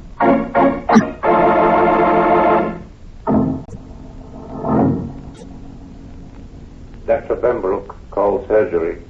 Dr. Pembroke, call surgery. May I go in now, nurse? Yes. Only for a moment, Dr. Danfield. And don't excite the patient. No, I won't. Well, hi, kid. Hi, Dan. Hey, does it hurt? Uh-huh. Oh, well, not much. How's Sergei? Oh, he'll live, but he'll remember me for many a day. I'm glad you didn't kill him. So am I. Now, Mr. Thomas says he never saw a man as angry as you were.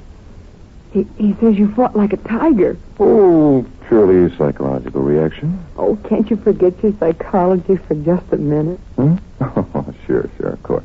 I'm dying to know how everything turned out. Well, it seems that His Excellency and Captain Igor's wife had fallen in love. Oh, what about that tantrum Olga threw when her husband was arrested? Just a bit of theatrics to try and throw us off the real trail. And it was Olga and Sergei who stole the jewels? Yeah, they were the ones, all right. I thought that Mr. Thomas said the thief was short, dark, swarthy. His girlfriend a blonde. Oh, he did. But Sergei and Olga are just the opposite. Exactly. And that is just what Sergei planted in Mr. Thomas's mind when he hypnotized him down there at the vault. He conditioned him by minutely describing Igor and impressing it so thoroughly upon his mind that Sidney truly believed that Igor was the guilty party. The blonde part was to throw us off completely and, of course, protect the beauteous Olga. But how was it that Mr. Thomas finally was able to identify the real thief? Oh, that was because I re-hypnotized him. Oh. I took him back to the same hypnotic state he was in at the time of the robbery. You see, in that way, he was able to see these people as he'd been told to see them. He, therefore, identified them with his eyes through hypnotic suggestion. I see. Dan? Yes, Rusty? What made you think that Mr. Thomas had been in a hypnotized state in the first place? Well, several things, Rusty. Mr. Thomas's inability to remember the details of the crime, for one thing. The condition of his eyes when I examined them, for another. And then, of course, Sergei's fatal mistake of mentioning that he'd studied under Professor Hartshorn at Leipzig. Professor Hartshorn? Yes, he's the greatest exponent of hypnotism in the world. And the inventor of the whirling mirror method. And, of course, you recovered the jewels. Oh, yes. His Excellency had them stashed away in his suitcase. He and Olga were taking the crown jewels with them. They had their tickets all bought to the beautiful Isle of Nowhere. Oh, you lucky boy. You'll get $300,000, and all I got is a bullet hole in my shoulder. Oh? Yeah, Rusty. Yes, Dan? Look. Dan? Diamonds. 6 beautiful diamonds. Yep, they're all yours. Mine? One for every day in the week. Oh, Dan. What'll I have for Sunday? Well, I tell you, on Sunday you get me. A diamond in the rough if I ever saw one. Rusty, remember your sore shoulder. Oh. Dan. Yes, Rusty? Get rough, Dan. Get rough. Oh.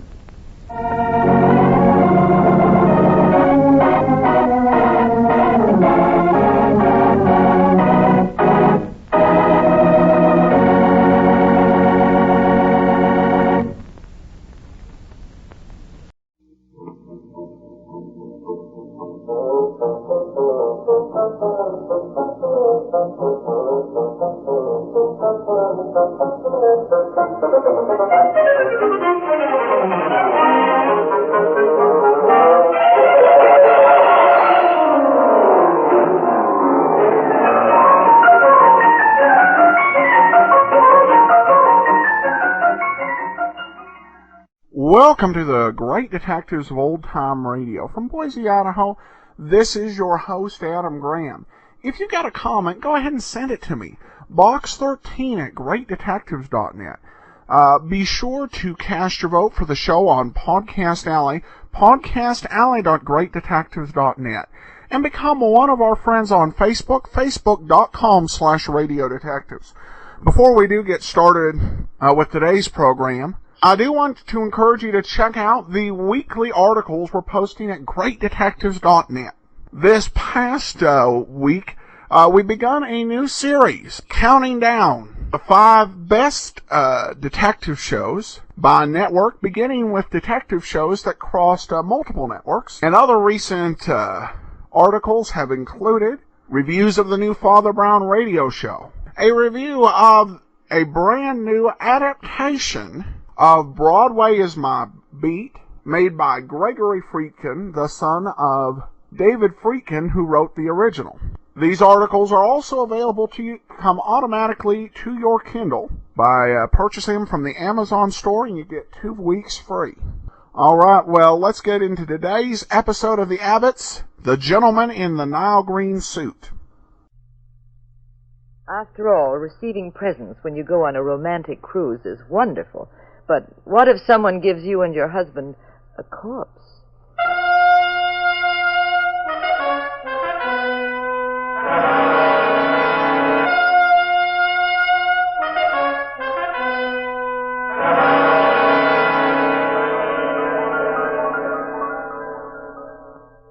The National Broadcasting Company presents The Adventures of the Abbotts, starring Claudia Morgan and Mandel Kramer as Pat and Jean Abbott, the nationally popular characters of detective fiction created by Francis Crane.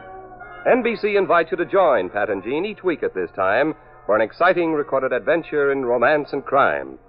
Here is Jean Abbott to set the stage for tonight's Puzzle in Murder.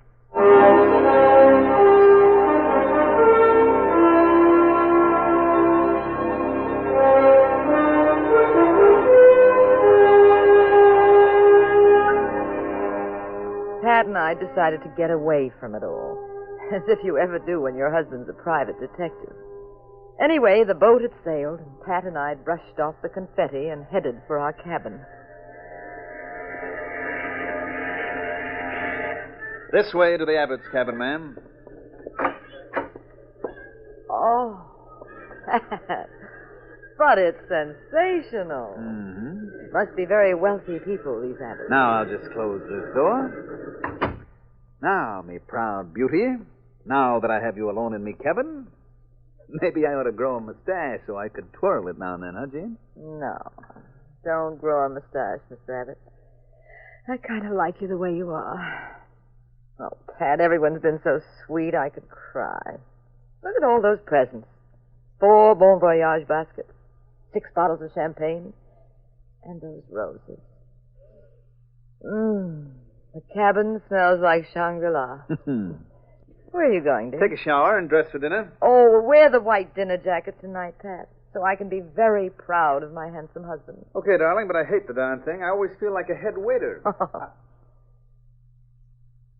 We have a present that we didn't know about, Jean. Really? Oh, that's marvelous. Don't tell me. Now, let me guess. Bath salts? No. Orchid? Mm-mm.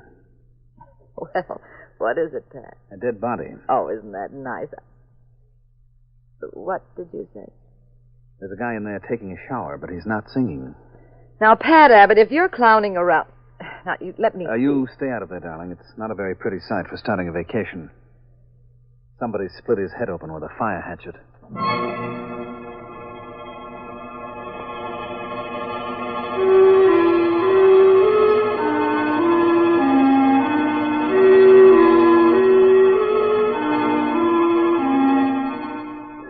Our second honeymoon got off to a delightful start with champagne, roses, and a cadaver.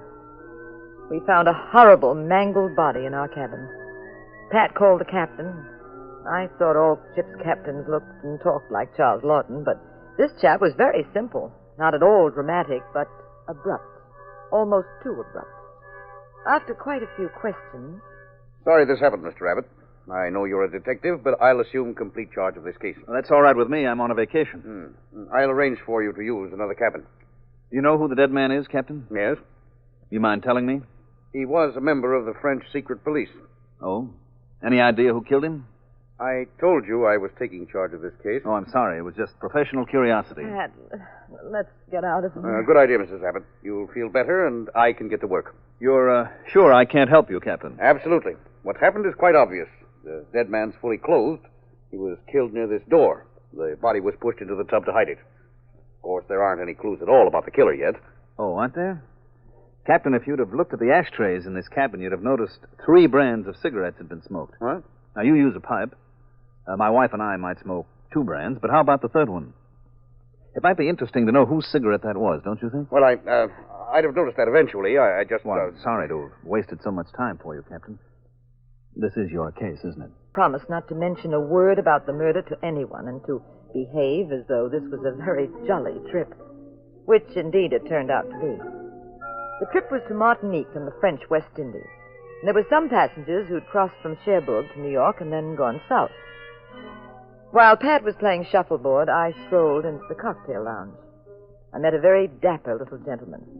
He was almost a Hollywood idea of a comic Frenchman. Small, delicate, with a mustache. Very graceful airs about him. He wore a loud Nile green suit and a yellow ascot tie. Very chic. We were at the bar.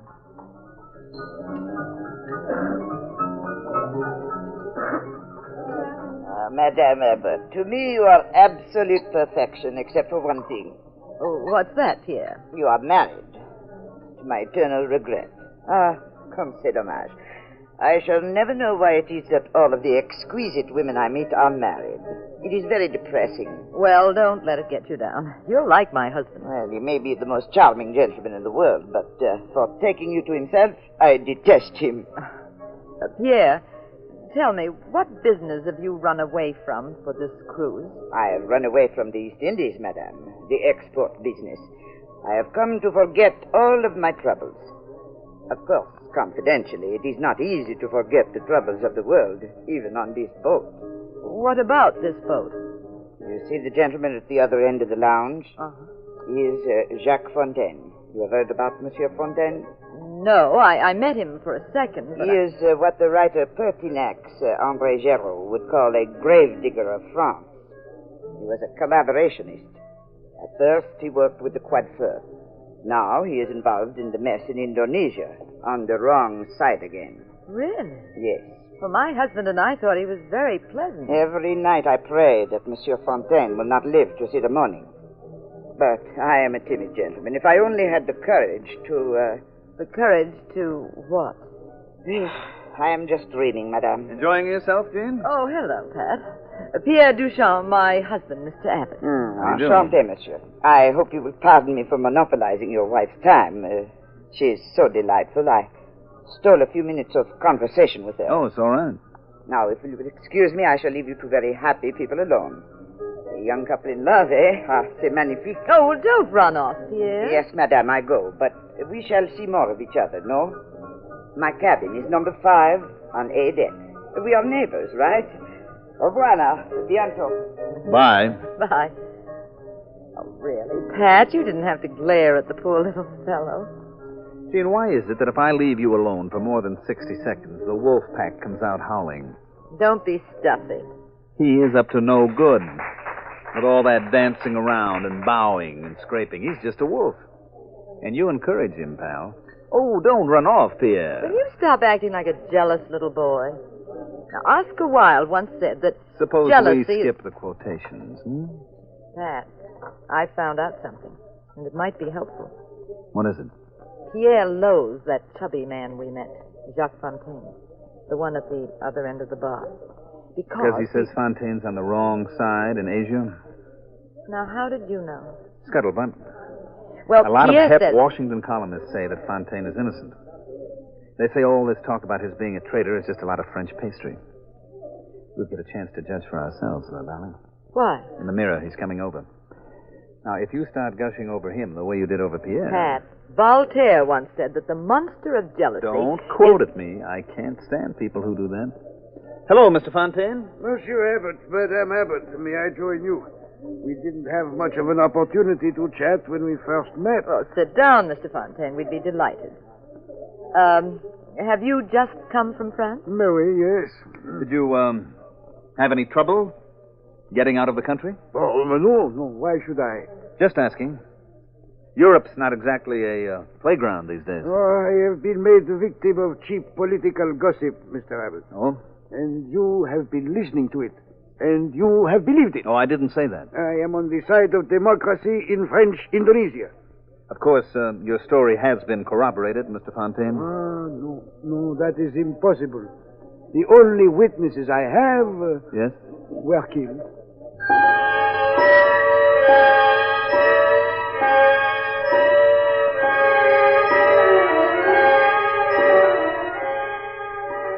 After a few minutes, the conversation changed, and Pat lost interest. At least he seemed to. Actually, I knew he was anxious to prowl around the ship. He left me with Fontaine and went back to our cabin.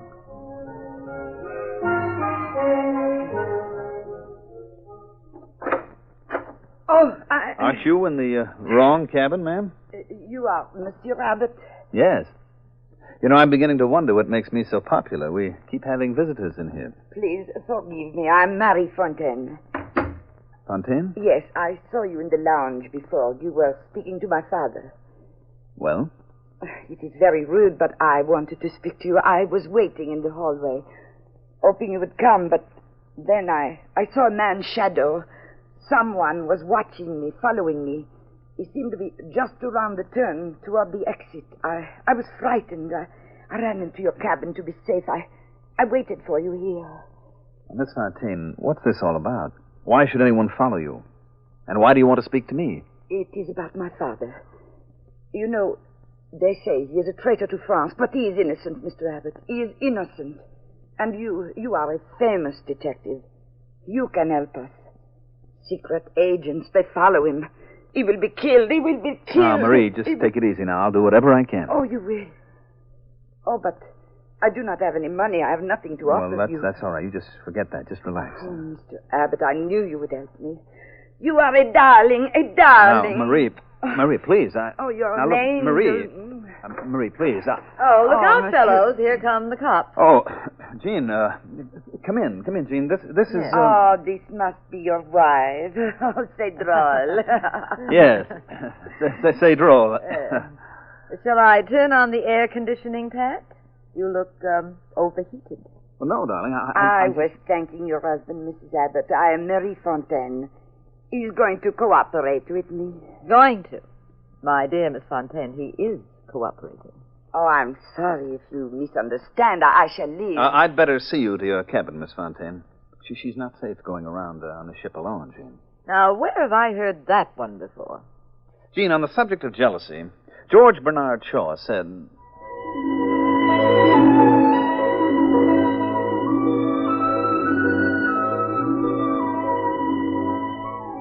While I cooled off in our room, Pat escorted Marie back to her cabin, very conscious of the fact that a killer was at large who might not have played his last card.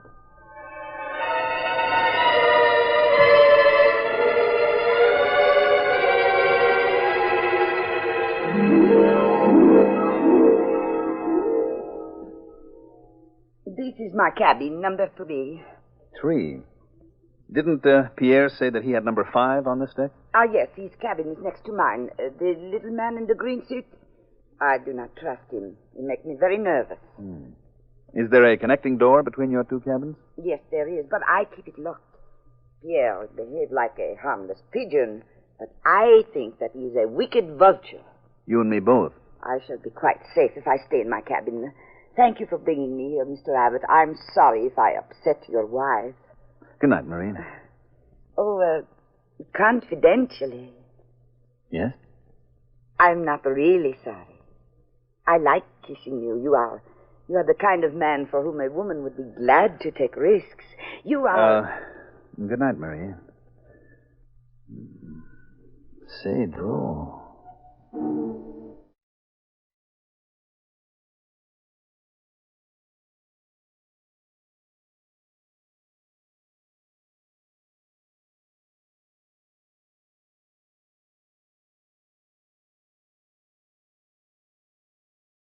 Pat, Hmm? coming to bed? No, not yet, darling. I want to visit Mr. Fontaine. Darling, he didn't kill that secret agent. Didn't he? I think Pierre did. The man in the green suit is a phony, if you ask me. You agree, Pat? Well, I'll tell you more about it when I come back. Got a clue? Mm-hmm. I want to talk to the steward on A deck. Oh, I'll come with you. No, you'll stay here. I'll come with you. You'll stay here. I'll scream. I'll pull the fire alarm. I'll break the door down. Oh, I love women.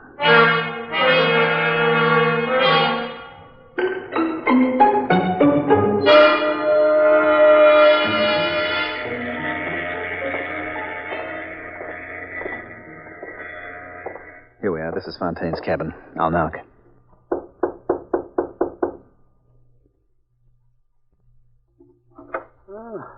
Monsieur Abbott. Pat, he's been stabbed. He's falling. I'll get him.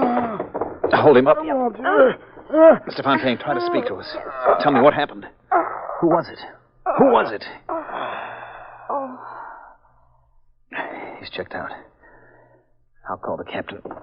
Just put the body on the sofa. Hello, this is Pat Abbott. May I speak to the captain, please? It's urgent. Captain, this is Pat Abbott. Come on down to number 8 on B deck. Somebody's killed Fontaine.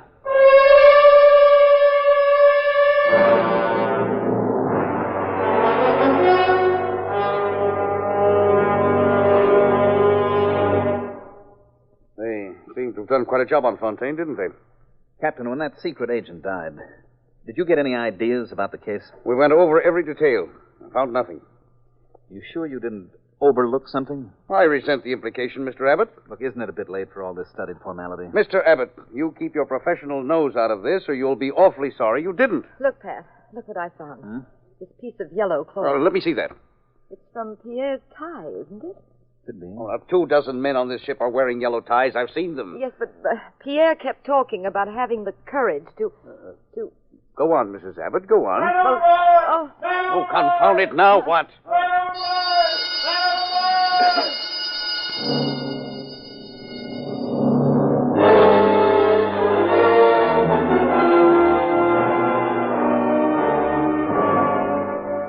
We raced to the top deck. It was pitch black up there. The captain shouted commands.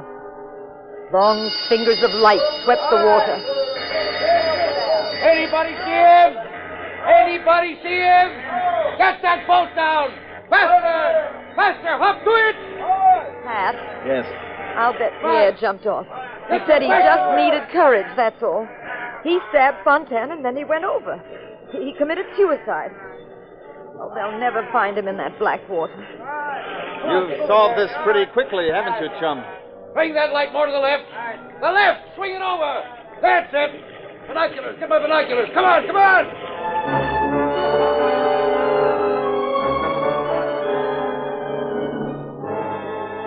The search was fruitless. After hours of hunting desperately and sailing around in circles, the captain gave up. Finally, we sailed ahead. Pat and I went to see Marie. It is no use. My father is dead. He's dead. Oh, if I could have put my hands on that Pierre, that murderer. He's paid for it, Marie. He's done away with himself. Pierre died too easily, too quickly. Should have died like the dirty beast that he was. All this hysteria won't do you any good, Marie. Pat, I wonder what to do about that note. What note, madame? Well, yesterday when we were alone, your father gave me a note, Marie. He asked me to give it to the French embassy. Your father said it was terribly important. Oh, what was in it? I don't know. It was sealed. Your father asked me not to open it. He said I should see that it goes directly to the French government and to no one else. I will be glad to bring it to them. I will be proud. Now, Marie, dear, I do trust you, but... I think Jean had better do what your father said, Marie. We'll take it to the French embassy. Yes, I am sorry for asking you. Forgive me. Everything must be done just as my father said. Oh, I'm feeling better, Marie. Oh, yes, Captain. Thank you. Making any progress, Captain? Get at the truth yet? No, not yet. Look, maybe Mind your own business, Abbott. Now, you're supposed to be on a vacation, remember? I'll work this out in my own good time and in my own way.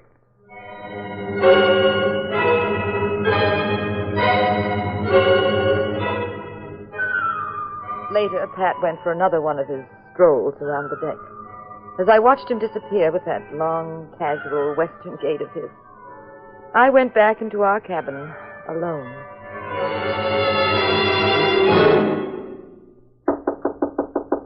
One second. Good evening, Madame Abbott. Pierre, it's you, but... I'm supposed to be at the bottom of the ocean, eh? Yes, sorry to disappoint you. Shut the door or I will use this gun. You didn't commit suicide. But you did kill Fontaine, didn't you? Oh, yes. Yes, I did. And that agent of the Sûreté? Yes. You knew too much about me. You have a note, Madame Abbott, from Monsieur Fontaine. I will take it, please. I am not going to give it to you. But now, my dear, you must have learned by this time that human life has very little value to me. I have done away with 2 people. I could so easily make it a 3rd. Give me that note, Madame Abbott. Get out of here, Pierre. I want that note. I shall wait exactly 10 seconds for you to hand it over. Then I shall kill you. You don't frighten me at all, Pierre. 2 seconds have gone by. I shall wait 10, as I said. Then I shall get you out of the way. The shots would be heard and you'd be caught. You haven't much of a chance anyway. You'll be seen no matter what you do. You're finished, Pierre. Odd that you should be willing to die for that little piece of paper. Surely it is not that important. When my watch comes to the 10th second, I shall fire. 8 seconds. 9 seconds. Drop that gun, Pierre. Abbott! Duck, Jean! Pat! Pat, you missed him. You hit the mirror. You hurt, darling? No, but there he goes, Pat, down the hallway. Well, go ahead, you... Pat, what are you standing there for? Just want to kill time, darling. I missed him purposely. You what? Now, I want to give him a chance to get back to his cabin. I don't want to grab him right now. Well, of all the... I thought... That it was all over? That all I had to do was catch Pierre? No, darling. You've been oversimplifying this deal ever since the cards were out. He's had enough time now. Come on. Pat, be careful. Don't follow me. I certainly will. Wait now. Easy now. Round this turn. There he is. Way down the hall. You see him? He's looking around for you. Now he's going into his cabin. There he goes. Good. Come on.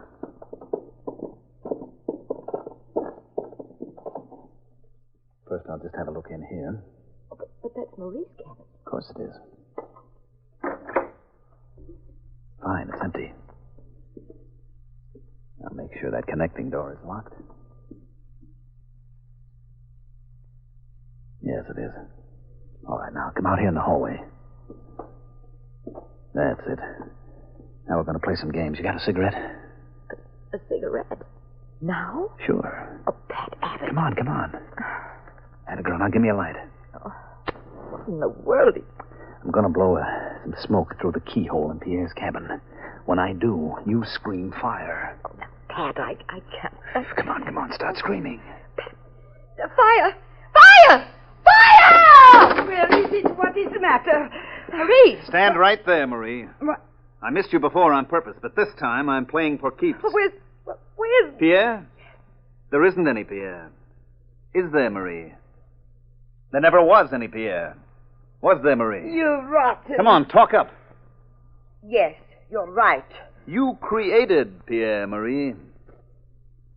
Yes, you played the part of 2 people. You were Pierre with the help of a wig, a mustache, a green suit, and a slight change in your voice. No, you I said cannot. stand still. Look in that cabin, Jean. No. It will not be necessary. The disguise is in there. Who was Fontaine, Marie? I said, who was... He was my husband. He disowned me. He despised me. He would not have anything to do with me. He was very wealthy. He was not a collaborator. He gave money to the French resistance, to a certain Pierre Duchamp.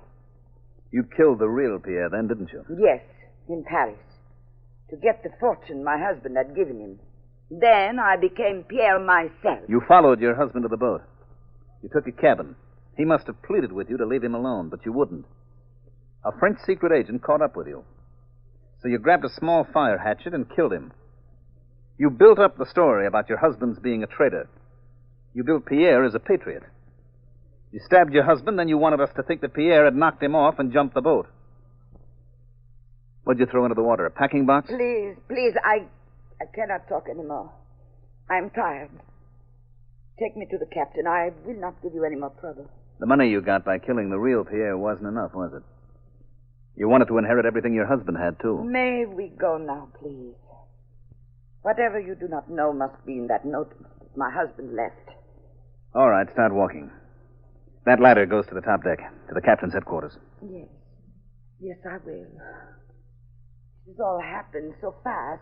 Pat, take her arm. I think she's ill.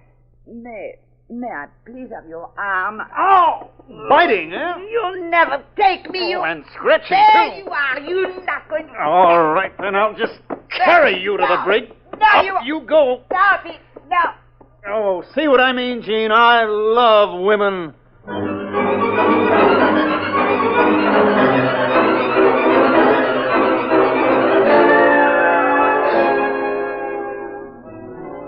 After Pat had turned that tigress over to the captain, we had dinner. We danced. We went up on deck to begin our romantic cruise again.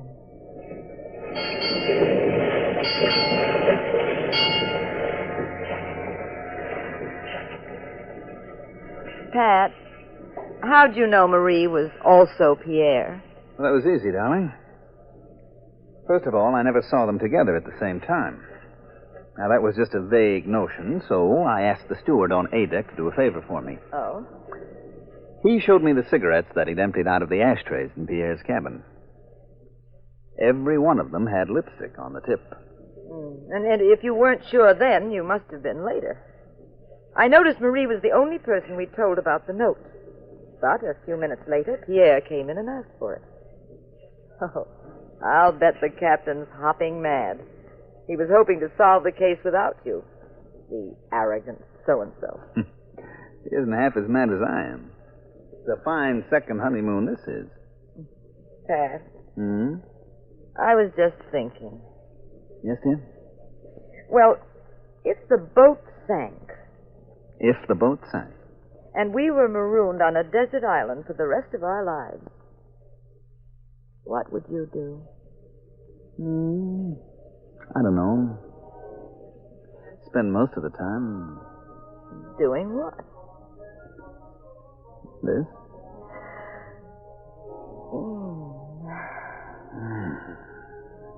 I told you, darling. I love women.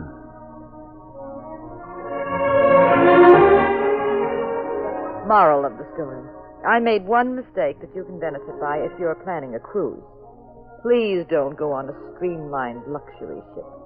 Go on a very small, dangerous boat that's liable to be shipwrecked near some lovely private island.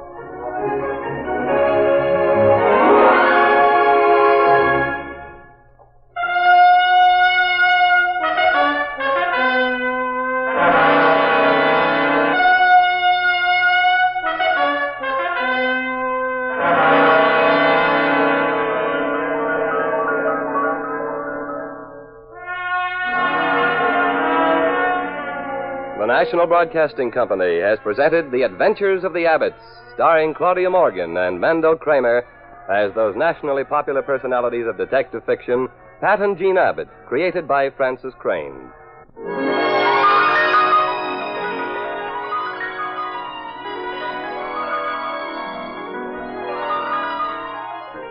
Adventures of the Abbotts has come to you through the worldwide facilities of the United States Armed Forces Radio and Television Service.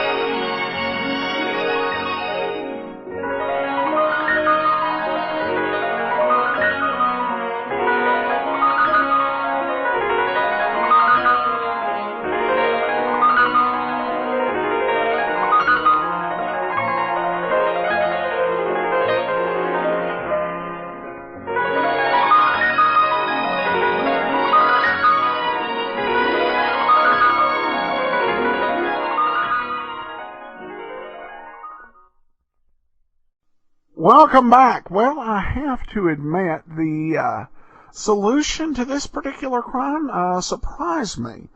And I think they did a great job of making it have a great twist and plenty of excitement. This is another one of those episodes that makes me a little sad that the Adventures of the Abbotts came so late in the golden age of radio. 5 or 6 years earlier, and this would have been a hit. Though I do have to say, this is their second trip on a cruise in, I think, the past 8 weeks. Maybe Pat Abbott's the world's most expensive private investigator. Well, now we turn to listener comments and feedback. Got feedback from H.D. Cat, who writes, "This latest update added multitasking and a few other nice touches. I love it now." Well, thanks so much for the comment, and I'm glad you enjoy the update. 1.92, the latest version of the Great Detectives app, was meant to make it work for the iPad. And I definitely understand on the iPad, you want that multitasking capability. So now it is available for your iPod Touch, your iPhone, your iPad, and your Android phone. Thanks to the help of our partners over at Wizard Media. And then we have a couple comments on Podcast Alley. Rakisha, and I hope I'm pronouncing that name right, says, "I am 38 years old, and I've been a fan of radio drama since I was about 15, when I used to listen to repeats on AM radio. Actually, it might have started earlier when I was a little girl and my grandmother would regale us with tales of her youth, like Life Without a TV and listening to dramas on the radio. That and podcasts by comedian Larry Miller reminded me how much I love old radio detective stories. Thank you for making them into podcasts." Well, thanks a lot, Rakisha, and appreciate you listening out there. And then another comment, just the best OTR podcast. Well, thank you so much. I appreciate everybody's comments and support. We will be back tomorrow with Nero Wolf. And next week, our very last Adventure of the Abbotts podcast. So be sure to be with us then. Send your comments to box13@greatdetectives.net. Become one of our friends on Facebook. Facebook.com/Radio Detectives. And follow us over on Twitter at Radio Detectives. From Boise, Idaho, this is your host, Adam Graham, signing off.